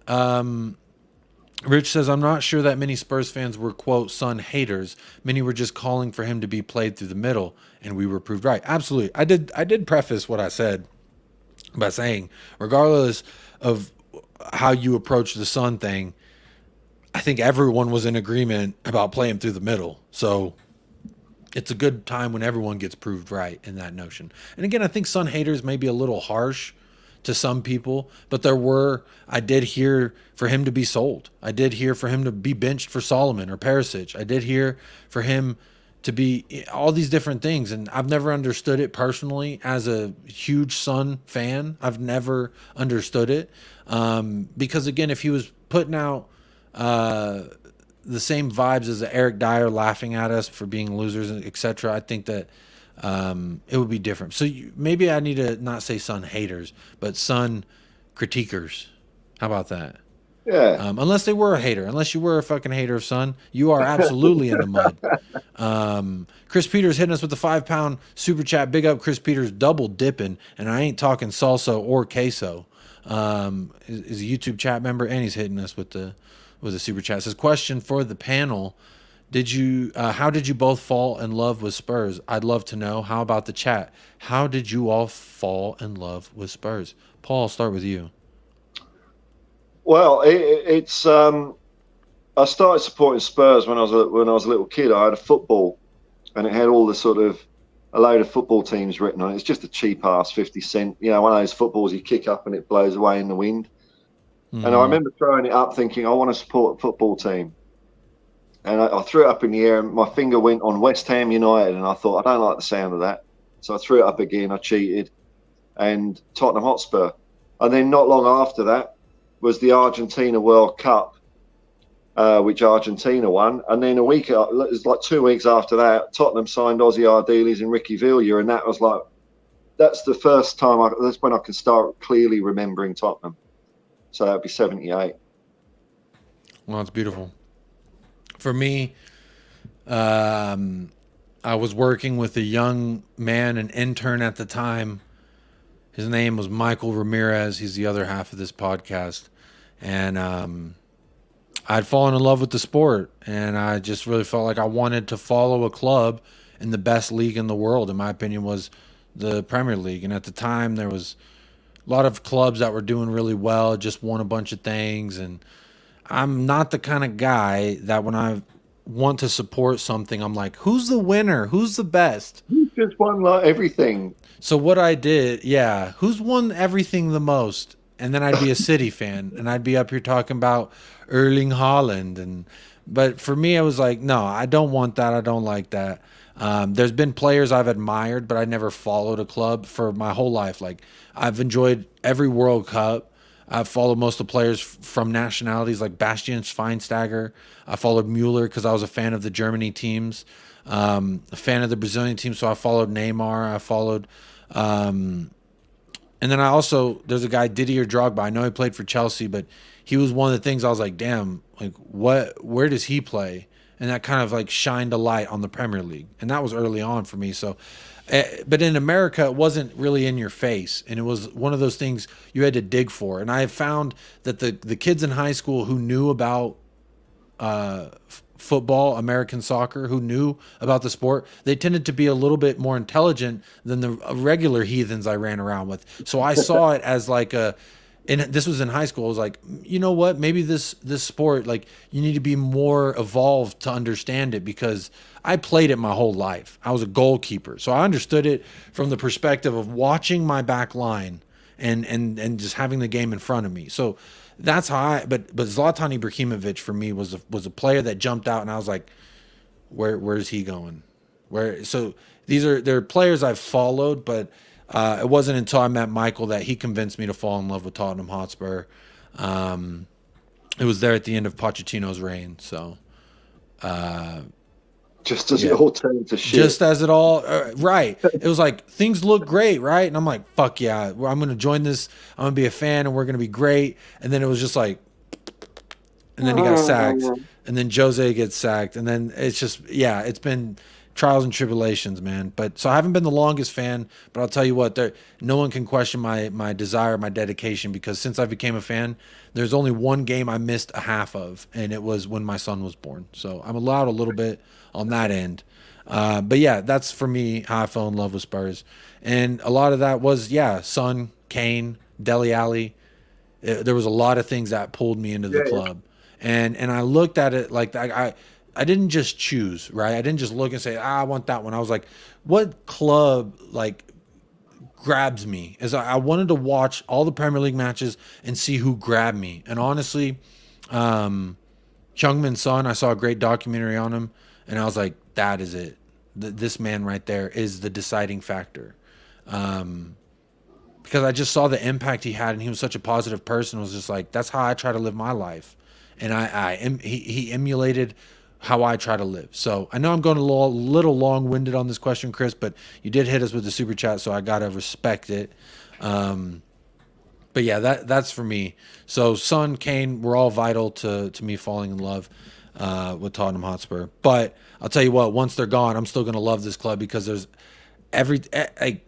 I didn't just become a fan. I wanted to study the club, understand the history, and then it was great because not long after, like we started seeing more, and then the stadium comes out and it's like top of the line, and it brings a lot of eyes and attention. So it's just there was a lot of things that really, but at the end of the day, the thing that kept me like up at night thinking about them, whenever after I had like, yeah, this was my club, was the logo. And it might sound silly or arbitrary, but the logo spoke to me. There was something about the logo that just wasn't like everyone else's. And I know we've had different crests, and they've all been different with different bits of history. But for me, in my experience, and Paul, you're going to hate it, but like, it was like this shiny emblem, right? This shiny emblem of like, you're not going to hate that. The cock and the ball, man, was just, it drew me. It pulled me in, and it sucked me in very quickly. And again, I fell head over heels for it. It was just like one of those things, you don't choose love. Love chooses you. And once I opened the door for love, Tottenham Hotspur reached out, grabbed me by the heart, and pulled me in. So when a lot of people look back, I go on the terrace and everyone's like, why the fuck would an American become a Tottenham fan? They must want to be a loser or whatever because of recent history. I love to look back at the histories that, people like you, Paul, and Kuva, and fans who've been, and there's 100 in the chat right now that I'm sure have been fans for 50 plus years and seen the glory days. And I like to call back on those times while I wasn't a fan, and I wasn't even alive for some of them, most of them. For me, I just, all about I appreciate the history. I appreciate the history, but also I'm glad that I got in when I did, because if I came in and we were winning fucking FA Cup after FA Cup, I'd be spoiled rotten. I'd be like, I expect an FA Cup. I demand this. I demand that. You know what I mean? Whereas now I feel like I've been to the lows of the lows. I'm ready for the highs of the highs. I've experienced the tough parts of being a fan. And you know what? If it continues for another 10 years, it will. But right now, I just feel like with ANGE Postecoglou, this is a hope I haven't had really since after, even after the Champions League final, we were all saying, right, we could still do something. So for me, it's the first time that hope has really come back and grabbed me by the loins, so to speak. Big up, Chris. Appreciate this. Got me diving into a whole bunch of different topics about my love for the Tottenham Hotspur, but yeah. Did someone hide Kuva? Kuva's a legend. His comments should never be deleted. Anyone hiding Kuva, do not hide Kuva. Okay, Jayco said sorry. Yeah, Kuva. Kuva, aren't you a mod? Well, you are now. There you go, Kuva. Never have to worry about being timed out again.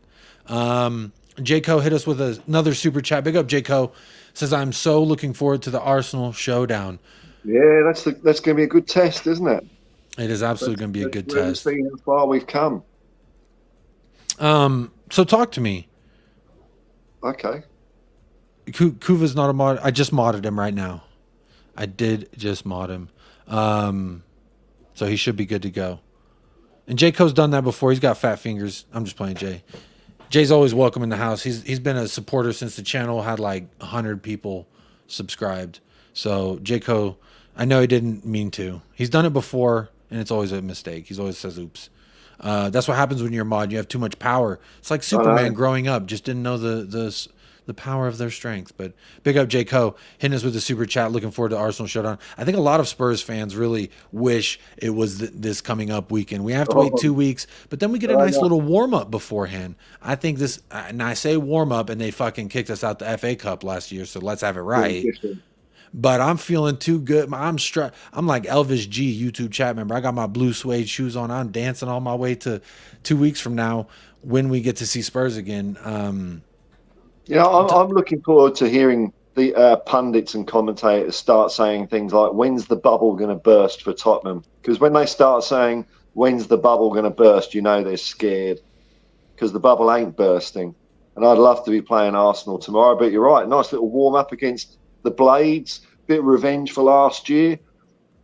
And then we go down to Clowns FC at Highbury. And I think we're going to win. Did you watch the Arsenal Man United game? I did. And they both looked like they could get ran up on by us. They both looked like if we pulled up on them, we're putting these mighty, mighty paws on them.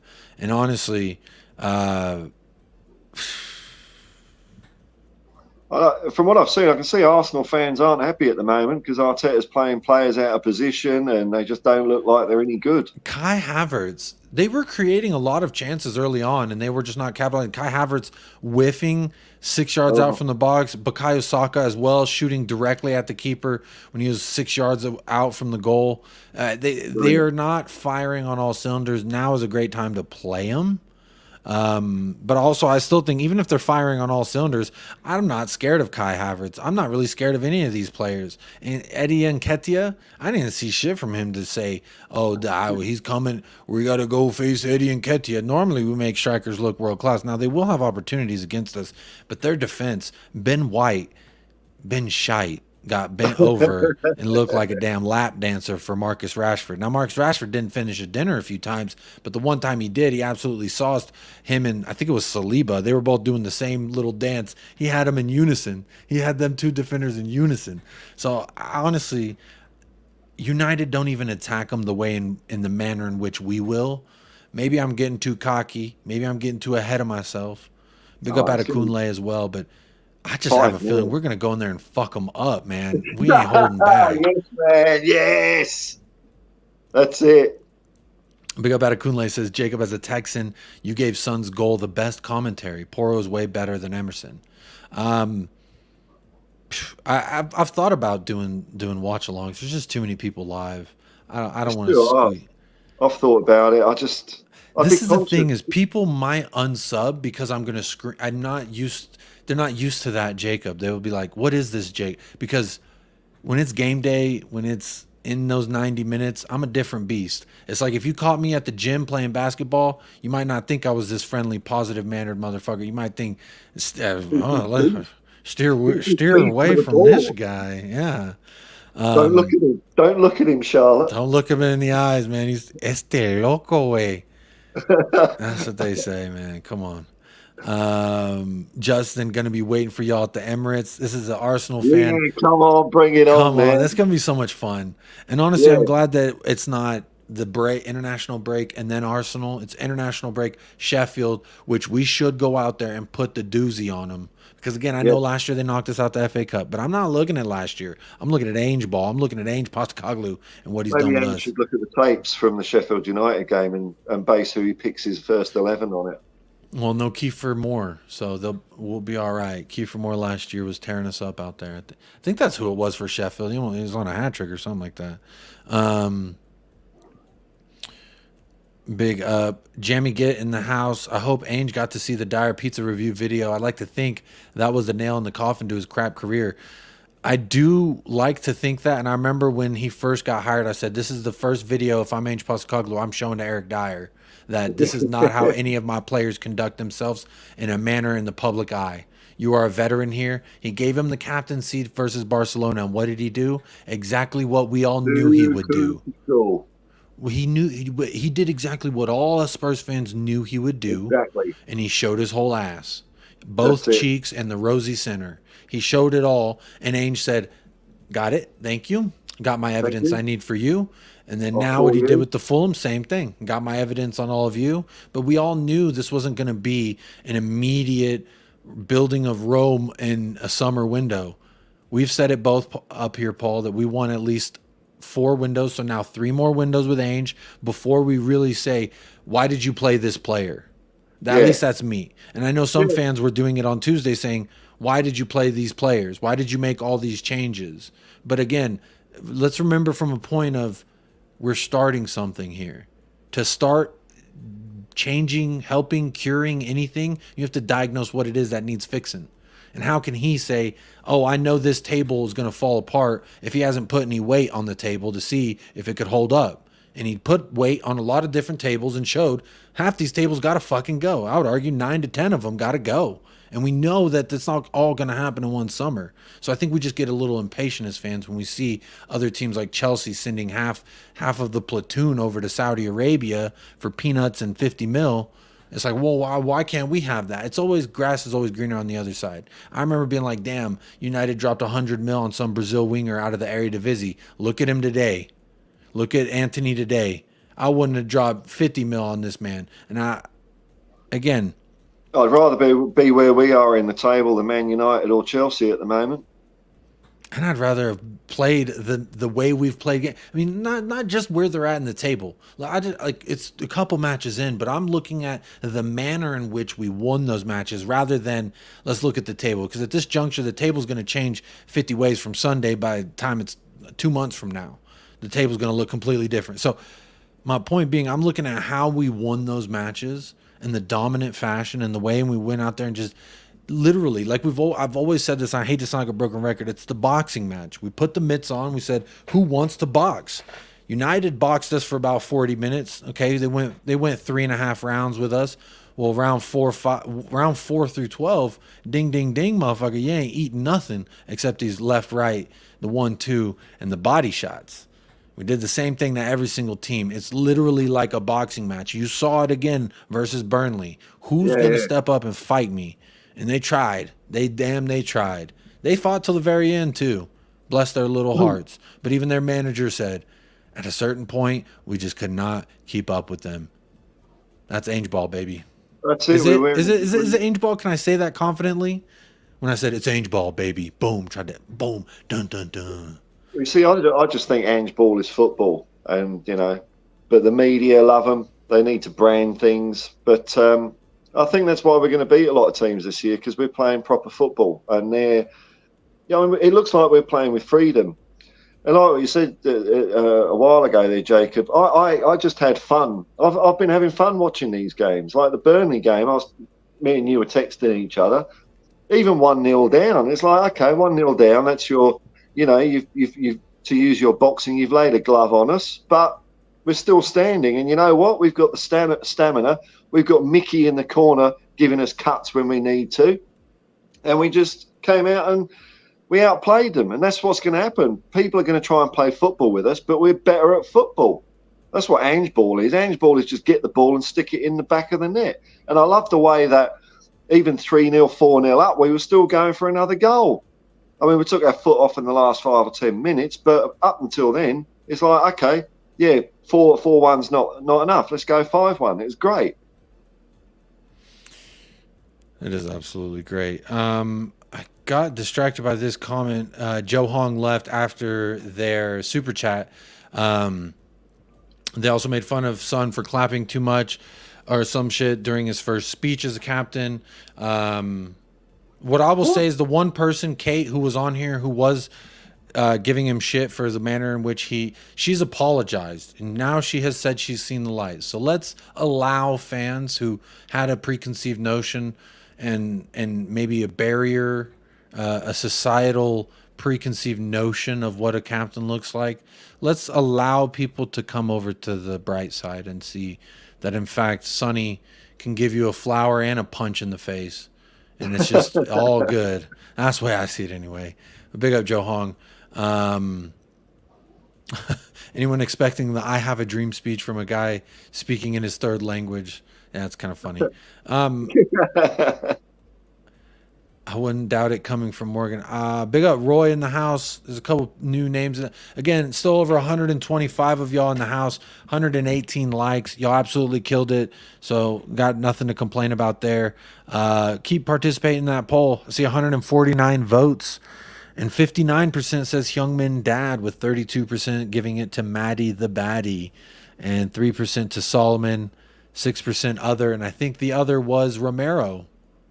Was the last one I heard. Big up Phil Coys in the house as well, part of that Romero army. Marshall says Piers Morgan is a United fan, so I can see him doing the interview. He's an Arsenal fan. He's an Arsenal fan, but he bootlicks whatever he can. Oh, anything. He'll be interviewing Mason Greenwood before long, guaranteed. So you have done so wrong, right? You've done so wrong. Well, it's innocent until proven guilty, isn't it? The cases were technically dropped, were they not, Mr. Mason Greenwood? Yeah, so I've done nothing legally wrong. You know, well, I mean, this is a guy, let's remember, Piers Morgan was a frequent flyer at Epstein Island. So that tells you what kind of fucking guy he is. Baxter the Wall, or Baxter Thewell. Thewell or the Wall? My last name's Wall Raven, so big up anyone with Wall in their last name.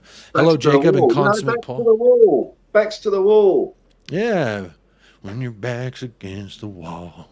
Good to see the general buzz after the weekend still going, Baxter. We got to keep this buzz going at least another 2 weeks till we play Sheffield and get another dose of our adrenaline, right? Yes, I do remember when Son argued with Lloris. This is why I also referenced this in the summer. Go back and look at the tape, Paul. You need the evidence and the data exchange. Go back and review the tape. Have you seen... Sorry, go on. I was just going to say, I did say that this was an example I used when people said he's not vocal enough, he's not going to stand up to players. I said, Lloris was our captain, telling him he did something wrong and he felt opposite, and he was about to bite his fucking face off. This man is trained to kill, and we act like he ain't a hoo-hoo-hoo. We act like he ain't got that hoo-hoo-hoo. What are we doing? Just because he smiles, don't mistake niceness for weakness. Y'all, do not do that. That is something I learned early on in life. Did you see Hugo's quotes about why he hasn't fucked off yet? It's interesting you say that, Paul. Ah, what a segue. What a segue. I did have this little bit of information. So Hugo Lloris explains why he rejected a move to his former club, Nice. Now, this is a long-winded fucking quote. Corporate. There's loads of corporate speaking there. This guy.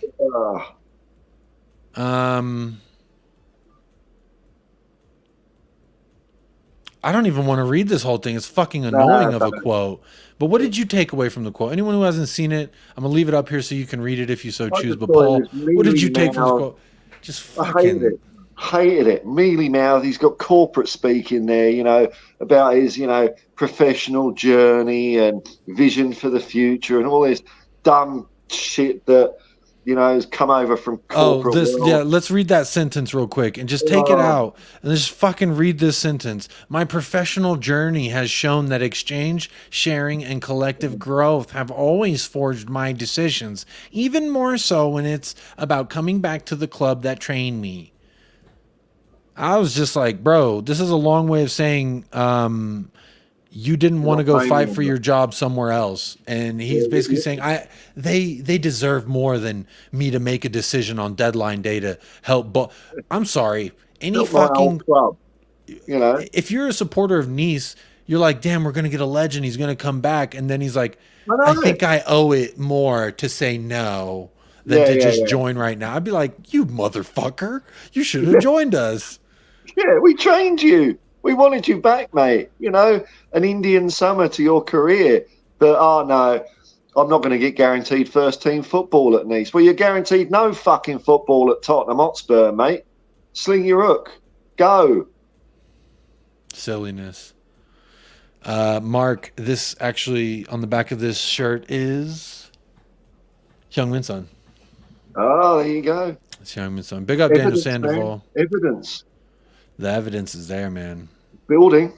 Your case is strengthening, man. Son's too emotional to be captain. I think he's being facetious. I think Adekunle is being facetious. I wouldn't say that you're just making up that you've been a Heung-min Son supporter. You know, like I hear some people saying that, I've supported ANGE since 1972. I've heard people be saying, it's like, no, you fucking didn't. No one wanted ANGE. What are you on about? When did his career start? Probably the mid-90s, I suppose he was playing. Not exactly sure. I know he's in Australia from the 2000s in the youth. I've been supporting ANGE Postecoglou since at least 1990 when I was born. Okay, I've been supporting ANGE. I came out the womb at the end of 1990. And I've been loving on Ainge since. Don't ever doubt me. Big up Roy. He says, come on, you Spurs. Big up Ed Sweeting. Big up Chris Peters. Oh, someone said Romero's going to get a red card in the North Line. He ain't going to get no red card. The only thing red is going to be all them jerseys of y'all's laying on the floor because they all cut up and battered and bruised because Romero just had his way with your entire front line. That's what's going to happen. Christian Romero is going to look like this when he's taking out your best player. Double-footed, no card, no VAR review, nothing. He's smiling all the way to the bank, baby. Talk to me nicely, Justin. Talk to me nicely. Alan Bennett says, you two on fire tonight. I see there's a little back and forth in the chat. Keep it respectful. Keep it football. Paul is the shit, says Joe Hong, but in a respectful way. Respectfully. Keep defending our guy, son. I only defend what I believe to be the truth. And I think that's what we all do, whether we're right or wrong. We stake our claims. My gut said Heung-min son is actually Heung-min dad. He's Heung-min Hung, like I've always said. Big up Israel Uncovered. Amir out there, big up. Oh, okay. L, big up Jacob, big up L. John Thompson in the house, big up John Thompson. Sorry, Jacob, I will like a barbecue with Paul. Why not with me? Why am I not invited? Maybe because we eat different animals over here, Jacob. Oh, because y'all eat fucking cute, cuddly, beautiful beasts. I get it. It's forbidden flesh. Oh, the forbidden flesh. The forbidden flesh. In Sydney, Paul would be mistaken for a homeless person. Oh, lovely. That's a great compliment. I am in Sydney. I've never been poked yet. That's why I've got to sit there with a fishing rod. Because if I don't sit there with a fishing rod, I look like some bum. But if I've got a fishing rod, I just look like a fisherman. Productive member of society. Yeah. DC. So Superman's DC is Warner Bros. Marvel is Disney. All right. Big up Zapur's in the house. Big up everybody who's here. We're almost on 2 hours, y'all. I did not expect to go this long. My butt cheeks are asleep. And I do have to use the facilities, and I've been holding it for about an hour. That's fine. Good training my bladder. Training my bladder to just hang on, buddy. We'll take a leak in a minute. Well, when you get to my age, you've got the joys of having a crap into a box and send it in to see if you've got bowel cancer. So you've got all that to look forward to, mate. Enjoy your schools while you can. Interesting there. And that interesting with that indeed. Archibald says if Rich don't pay off, you got to sell the lot in January, and I wanted him to do it. Are you selling in January if you can? Well, if Johnson's coming through and Veliz is coming through, maybe there isn't a spot for him. I don't know. We might need him. I don't know. Adrian says Ainge has found his home at Spurs, and I agree with that. For now, we'll see how long he lasts. As in, because Ainge tends to get success for a club and moves on. But now it could be that he feels he's at top of the tree, because success with Tottenham would mean Premier Leagues and Champions Leagues. And if you're starting doing that, then where are you going to go? Sometimes you be asking them questions, Paul, and I'm like, damn. There you go. Yeah. It's just like, wow. We're going to win some shit, man. There's no doubt about it. That's a great Cary Grant. Who's Cary Grant? You don't know who... We have to do this at least once an episode where I'm like, who's this guy? And you're like, you don't fucking know the legend Cary Garslalomloo? You don't know Cary Garslalomloo? Cary Grant, Archibald Leach. You've never heard of him? Archibald Leach? That was his real name. Nah. He's an old actor. Hello, my darling. He talked in a North American transatlantic accent. When Hollywood people they try to sound a bit English. Hello, I'm one of them. I'm American, but I sound a bit English, darling. That's hilarious. I've never heard of this name before, but I'm glad that I could put a little mustard on it. There you go. Yeah, anyone new to the channel, my impressions are spot on. I get hit with copyright infringement for when I do my Antonio Conte. These club, these players.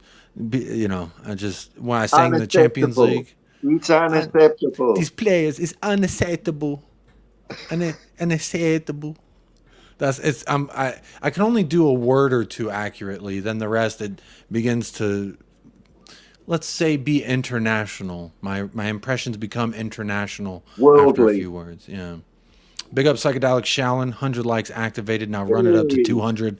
I love the aspirations of a modest channel such as this one. Big up Psychedelic Shallon. Make sure I haven't missed any questions. L says Son was man of the match, and honestly, so many players were excellent. This has honestly been a problem where it's hard to pick man of the matches. I think with a hat trick, it's a surefire decision for me, at least. You get a hat trick, you're man about it. Take the game ball, take my shirt and my panties with you, is kind of the mode I'm in when you score three goals. So, but in previous matches, last year it was just who's man of the match. Oh, it's Kane. It's Kane. It's Kane. It's Kane. There's been matches. It's so hard to pick. Basuma, Sarr, Maddison, Son. I mean, who's it going to be? Romero, Van der Ven. They've all Udogi.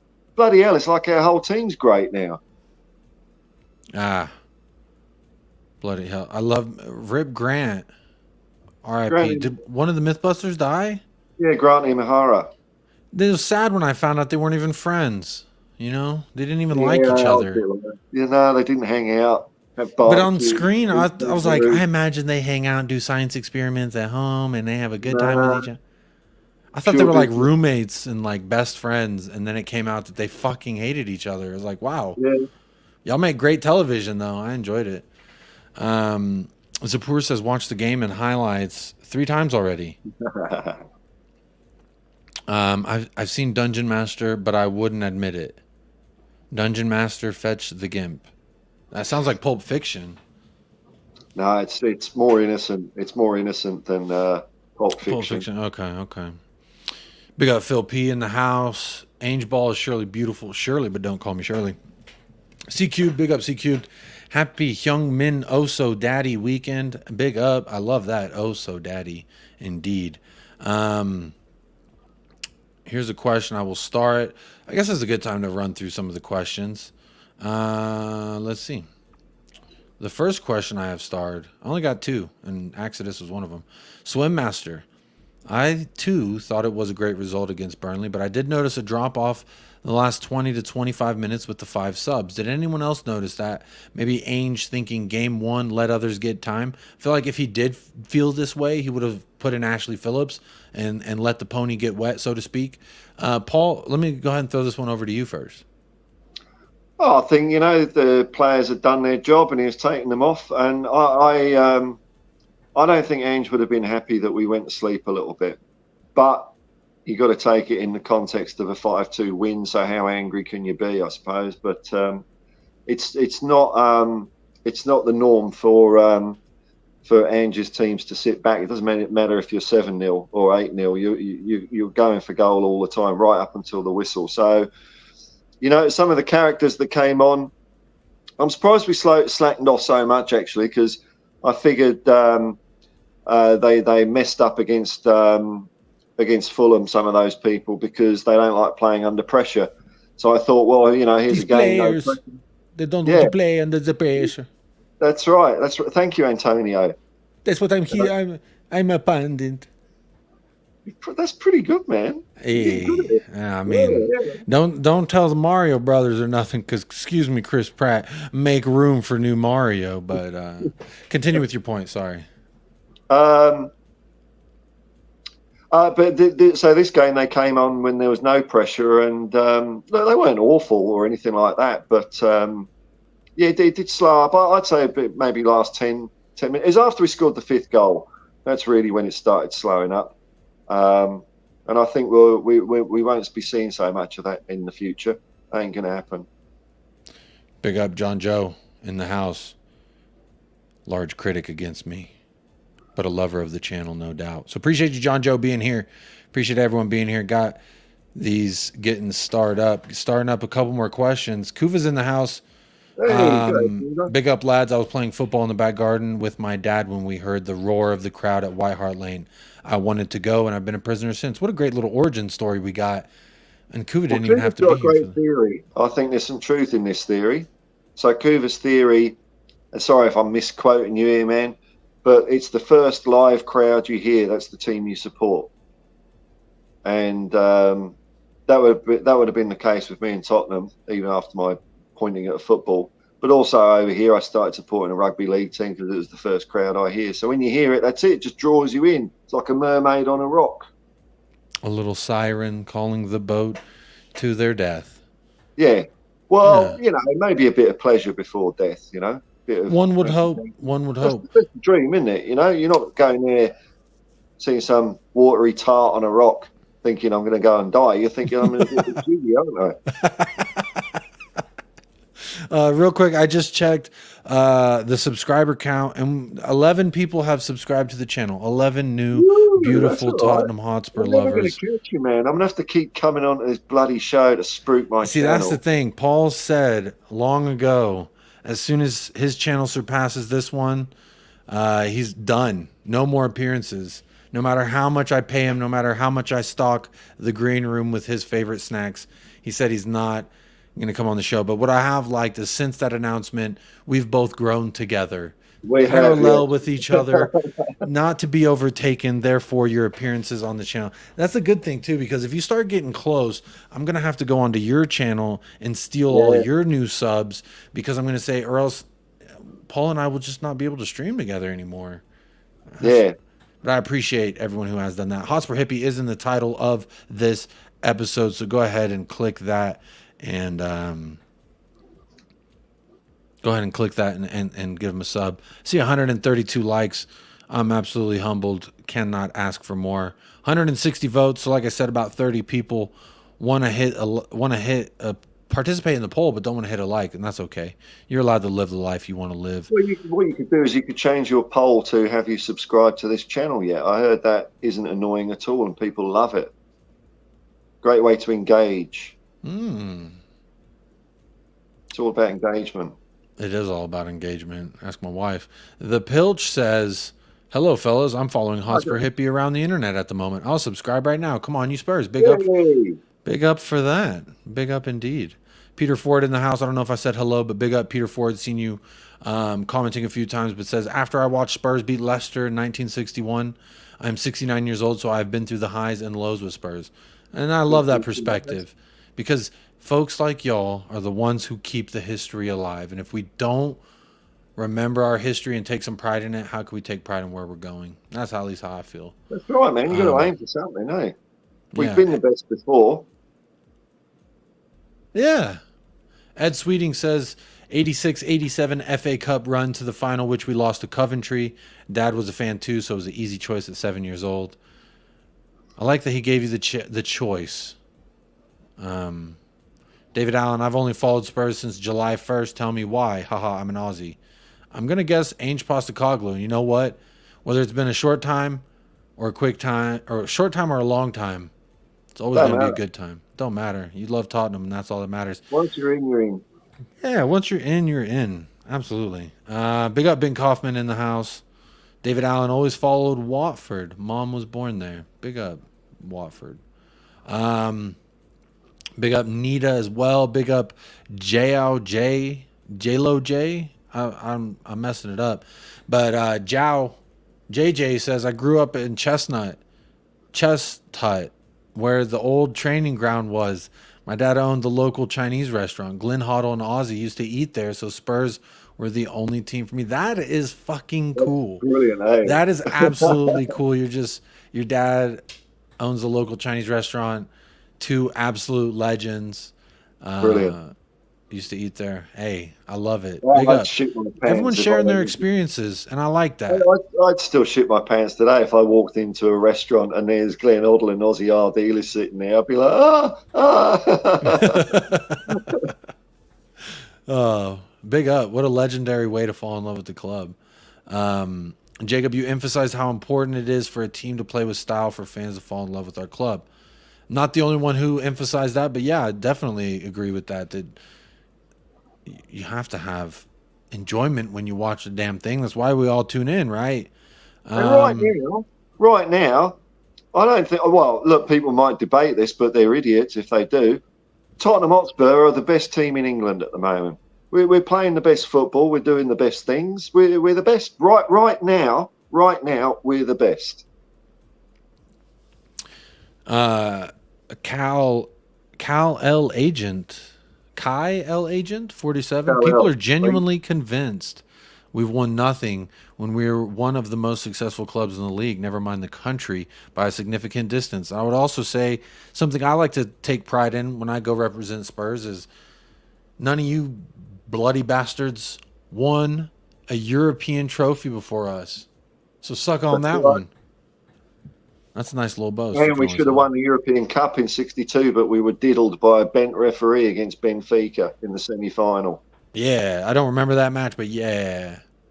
Once a fan of Spurs, always a born. fan of Spurs. I wasn't even born, but my dad was barely born.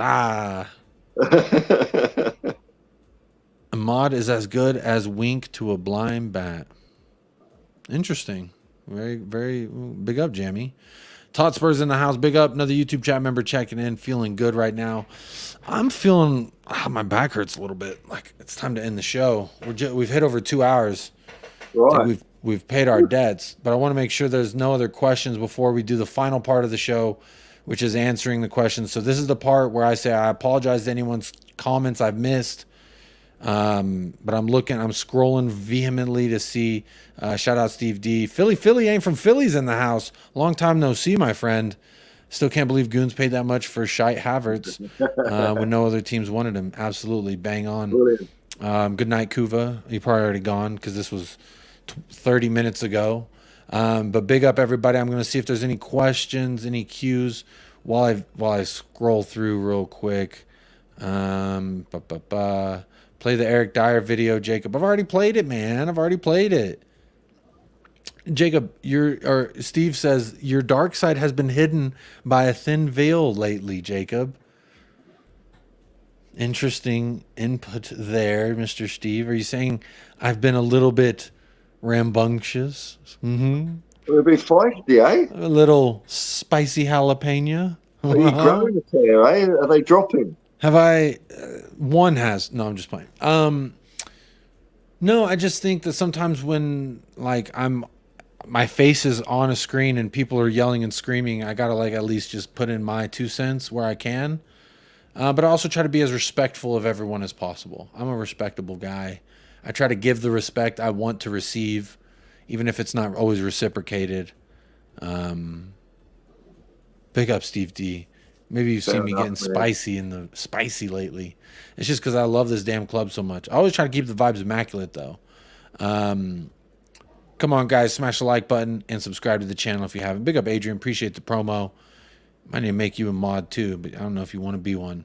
Jazz Jones says, keep up the good work. Let me another YouTube chat member in the house. Big up. I'm just really scrolling through really fast. I'm missing a lot of comments, and I'm sorry. But anyone with a Q... Jacob, you have to do a stream fully in Piers Morgan voice. Oh, how delectable, delightful. Yes, indeed. That's my Piers. Maybe I need to watch some more Piers Morgan before I do that. No, don't, man. It'll rot your brain. You'll be coming on here, and your vibes will be gone, man. The vibes won't be immaculate. I have a couple more. Spurs King says, looks like waffle to me. I don't know what looks like le waffle, but I do enjoy me some waffles. Tried to make my wife pancakes today. She didn't want none. I don't know what the deal is there. Just throw them in the bin and say, well, pick them out of there then. Yeah, that's right. Zapur, 1990 boys in the house. If you know, you know. 120 people here with 120 likes. Big up, Big Steve. Always here showing some love. Another rival showing us some love. What does a man got to do to become a mod? Says John Fitzpatrick.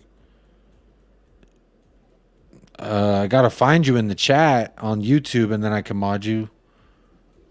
That's what I gotta do.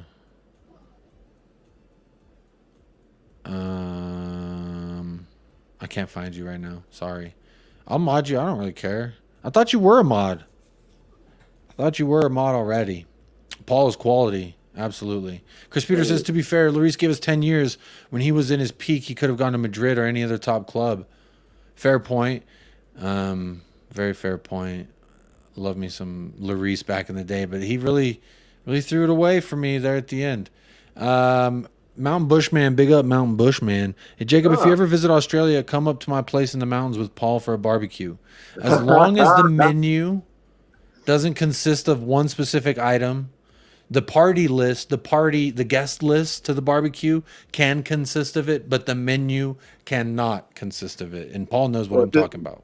Just to let you know, Mountain Bushman does archery, and they have been known to stick photographs of kangaroos on the targets. And why? Because you're training to hunt, aren't you? When the balloon goes down, motherfucker, when the economy collapses, you know, we've got to be ready. We've got to be ready. So my doomsday prepping plan is I'm going to walk to Mountain Bushman's place, which is about 100 km, so it'll take me a while, and I'll have a load of solar panels and plastic bottles, and he's got the bow and arrow. So we got food for life then. Food for life. Especially the young tender ones in the pouches. Yo, no. No Two for young one, tender one ones. arrow. Bro. 1 arrow, 2 meals. Okay. That's enough. No more. Doesn't happen. Mountain Bushman, I refuse to believe it. Mermaid on a rock, cock on a ball, same difference. I love that, Exodus. Big up. Making sure I don't miss any questions. Zapur, I see your questions. I've got 2 of them starred up. Don't you worry about that. My ex told me she thought Tottenham were some sort of niche team, so I broke up with her. That's right. Good man. That's right. There's the door. Ian Satwick's in the house. My claim to fame was my brother being the manager of the Chanticleer. The restaurant attached to the old White Hart Lane Stadium. Have you heard of it, Paul?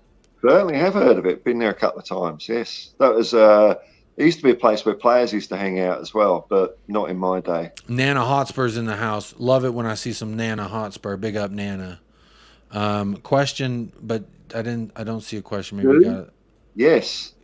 Q do? Does the Q do? The question, I'm about to just tongue tangle myself there. Damn it. Get me tripped up there, Nana. Big up, Nana. There's your question. I see it. Chris Peters, want to be a mod? Listen to the Northern Soul and get Lambretta. I don't know what that means. Key Bike, mod me. I would mod you if I knew who the fuck you were. Who is that? It's Key Bike. I don't know who Key Bike is. I've never seen Key Bike in the chat. To be a mod, didn't he? Well, he just rocked up. Hello. If you're a regular, you could be a mod. How about that? You got to serve your time. Is that what you're saying? You got to, you know. Yeah, like John Fitzpatrick. I've seen John Fitzpatrick here, so I have no problem if I see John Fitzpatrick's name in the chat, giving him a little mod because he's been here and supports the channel. Zapur's with me on the side of the Kangaroos. Love the Kangaroos. Hi, Jacob. Hi.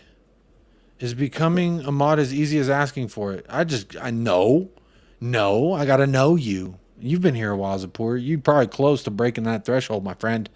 Lloris and Dombley and Dyer have a sense of entitlement, but they can afford it. Yeah, because we pay them a lot of money. Absolutely.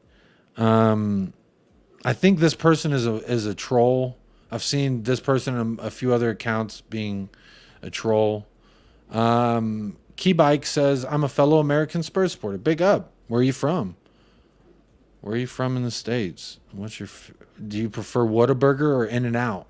That's the next question for you, Key Bike. Let's see. Got some questions started. Let's run through them before I end the show. Swim Master. Oh, I already read this one. Exodus FC question: how would Paul feel about a psychedelic tie-dye third kit next year? How would you feel? Now you mention it, I don't mind the idea. I'm quite a traditionalist on my kits. I think it should just be one white, one blue, one yellow. But hey, you know, if we're going to rock up in, you know, 2-week-old spam coloured kits, why not have some tie dye instead? Yeah, I mean, our away kit a couple years ago was pretty psychedelic. Yeah, like Big up Balboa. Big up Balboa. Yeah, I think the Sarah person's a troll. Let me put them in timeout. You're in timeout, Sarah. You're absolutely in timeout, Sarah. But Balboa's in the house. Big ups, Jacob and the Hotspur hippie. I thoroughly enjoyed Sonny Boy's display at the number 9. Big up, Balboa. I absolutely enjoyed it as well. Leo, Maha Hotspur, I see you in the chat. If you see that Sarah person again, just kick them out. I think they're a troll. I've seen them trolling all over the place.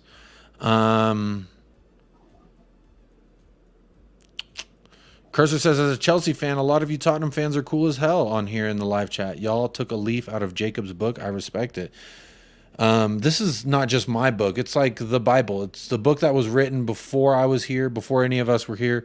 And it is, just be a fucking good dude. Just be a good dude. Just be cool, man. Neighbor. Yeah, love everybody and be a good dude. And a good dudette, you know. Be a good person to everybody. That's why. That's what I say. What's his face for? Is it poor? I don't understand. Is that a crying face?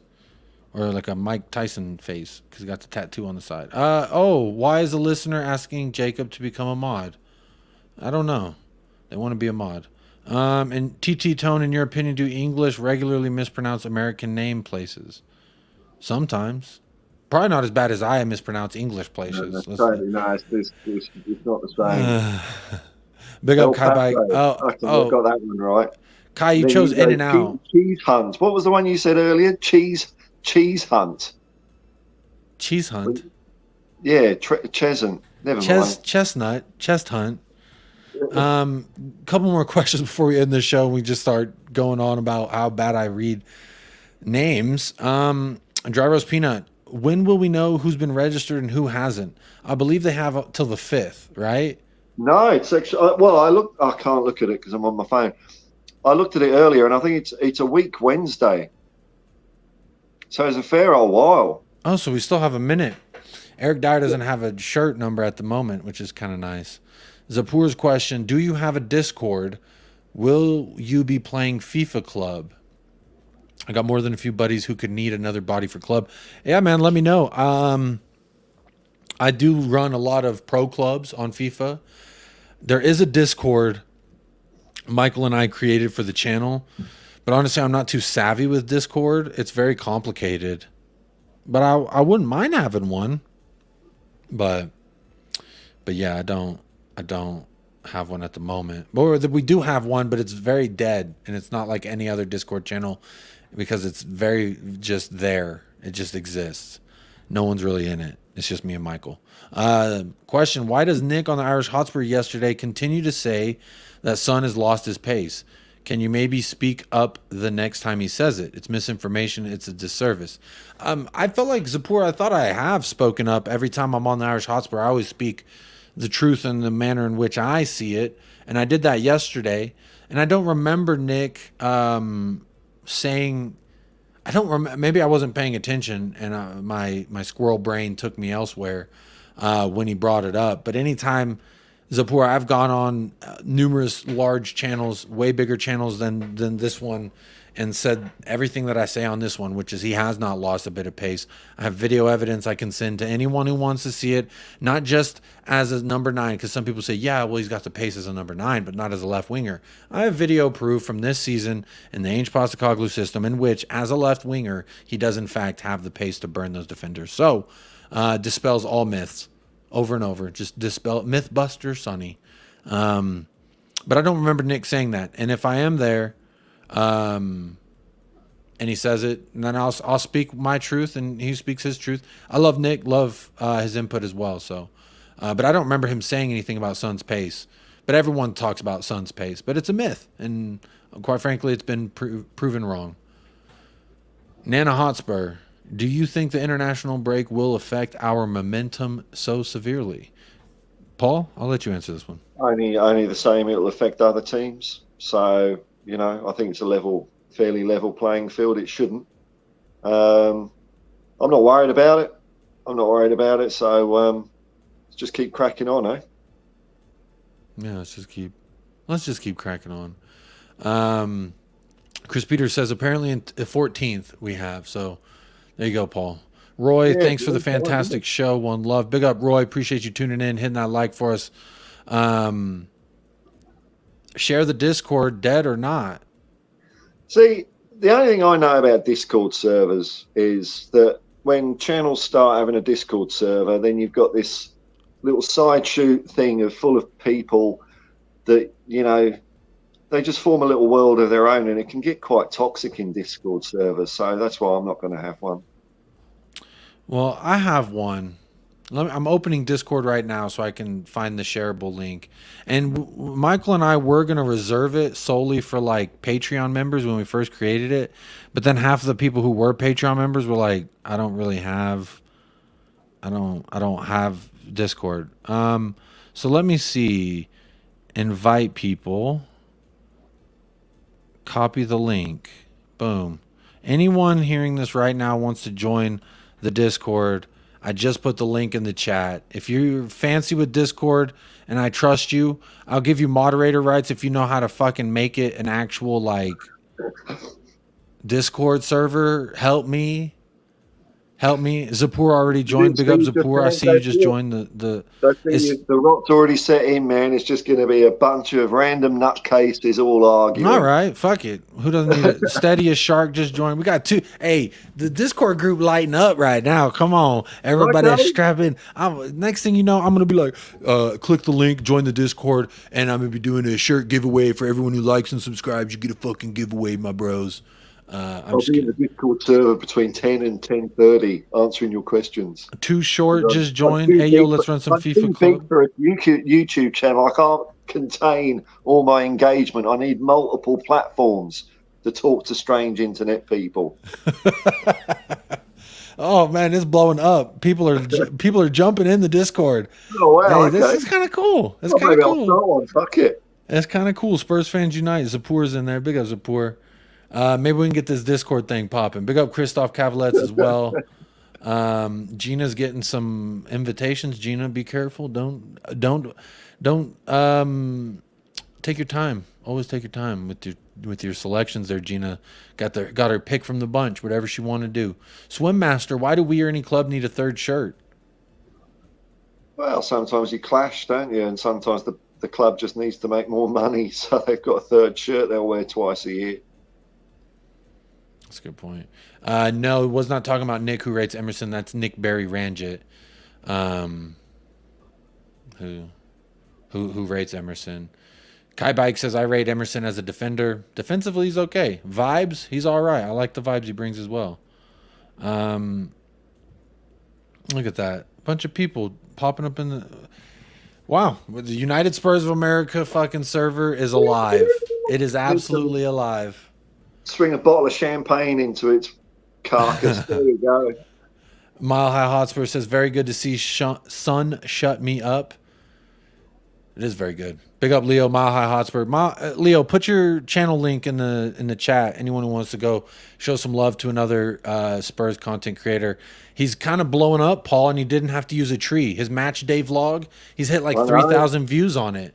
Absolutely blowing it out of the water. So go subscribe to Mile High Hotspur. See how Spurs fans in Colorado get down on match day. It's absolutely worth the watch. So go check them out. So Leo, put your link in there. Hopefully people go subscribe.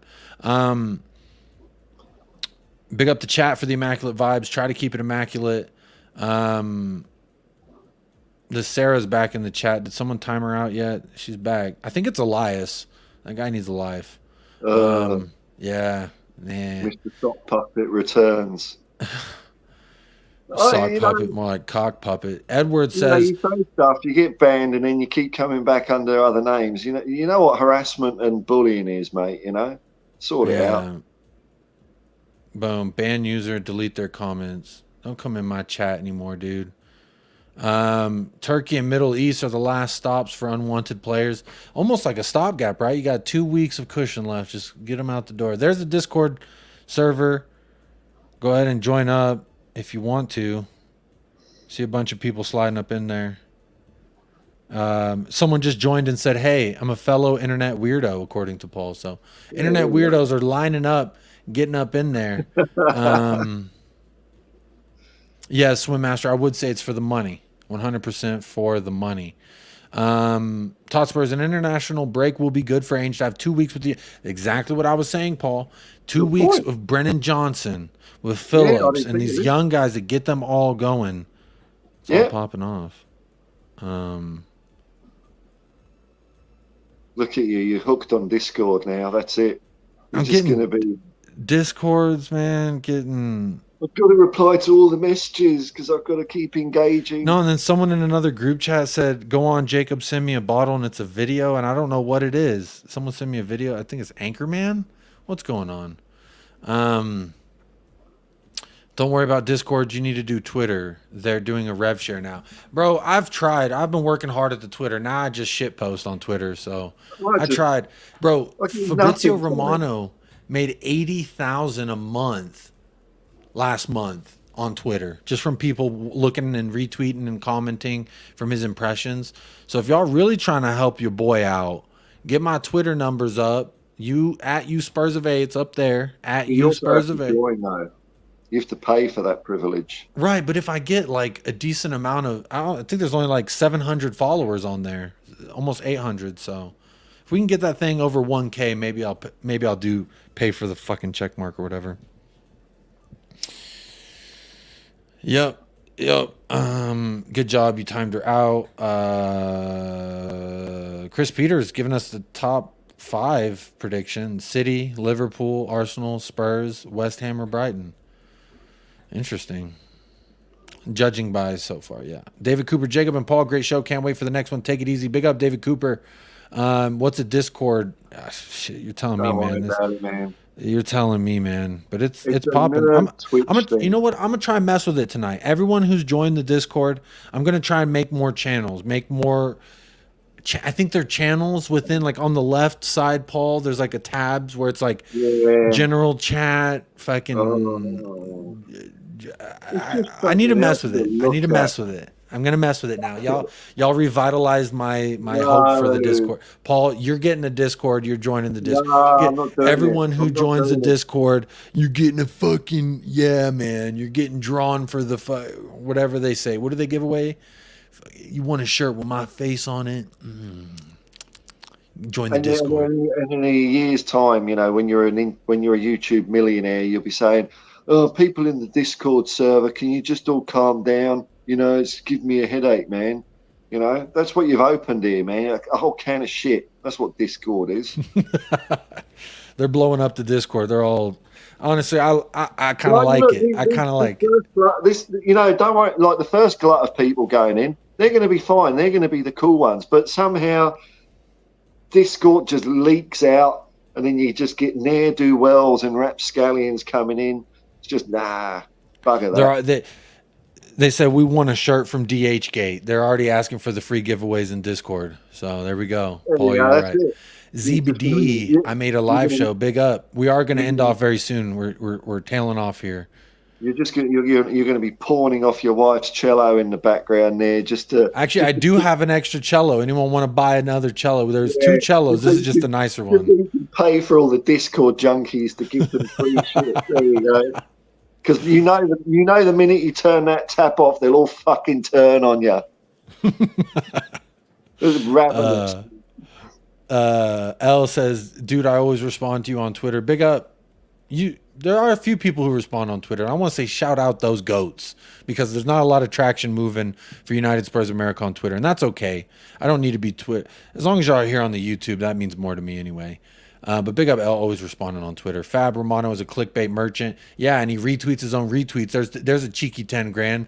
I just retweeted this retweet and put 3 more emojis. How many people click like and respond? So many people respond immediately. Like every day on Twitter, there's a battle, Paul. Every day since the dawn of Twitter, there's been an ongoing battle I don't think you're aware of. There's people every single day fighting the fight of saying, Ronaldo's finished, Messi's the GOAT, or vice versa. There's every day hundreds of people fighting about Messi and Ronaldo and which one's the GOAT. So I don't know if you're aware of those everyday battles people are fighting, Paul, but they're happening. Oh, they're worthwhile battles, though, aren't they? Typing shit on Twitter, you know, when you get that thrill of making someone look a bit more silly than you. Oh, it gets the blood pumping. That does. Just got a text and audio confirmation from the other room. My son is waking up, so it is time for me to end the show. But I do want to say special thank you to Paul from the Hotspur Hippie. His link is in the title. No excuse. Mile High Hotspur Leo, if you could drop his link in there one time for the one times, that would be sick as well. Steady as Shark wants a hippie hotline. We all do. I barely have one as it is, because he'll be like, I've retreated up into the mountains where no one can find me. And then I'll hear from him in 3 days, and he says, I've returned. And so go walkabout. Yeah, go on a walkabout and show up a week later. Hey, how we doing, y'all? I don't know how long. I don't know if we're going to see you this entire international break. You may wind up scuba diving the Great Barrier Reef, for all I know. Who knows, man? It's a big old world out there. It is. But I do want to say a special shout out to every single person in the house, whether live or on playback. I appreciate y'all. Big up Cursor. It's always love. You're the GOAT. I do appreciate you. Ed showing some love. Chris showing some love. Appreciate y'all. There's the link for the Hotspur Hippie. It's in the title. The link is in the chat right now.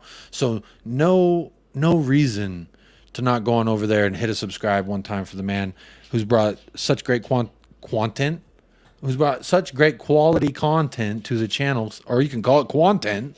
He's brought that to the channel as well. So go show him some love. And join the Discord if you want. I'll put it in there one more time, and I'll play with the Discord tonight, and try and make it a little bit more cool for everybody who wants to join that.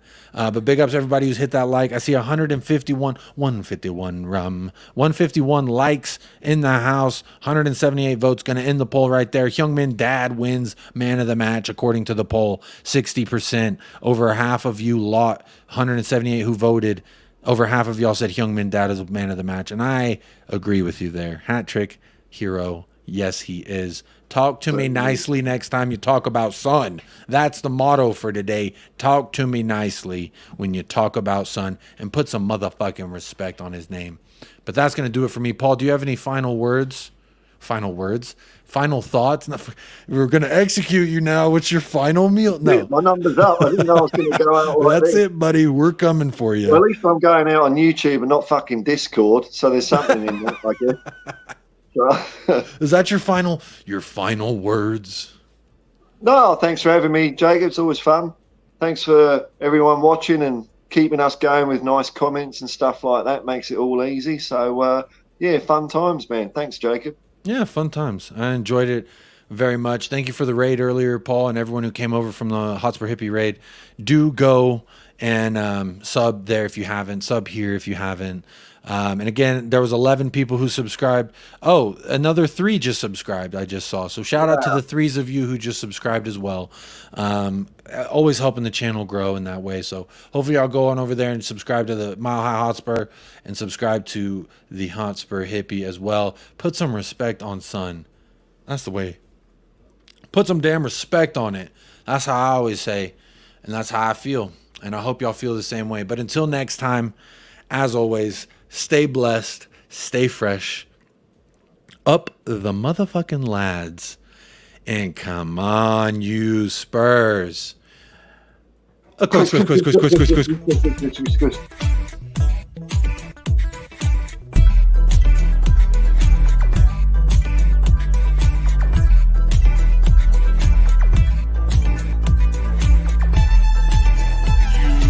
United Spurs of America, with your hosts, Michael and Jacob.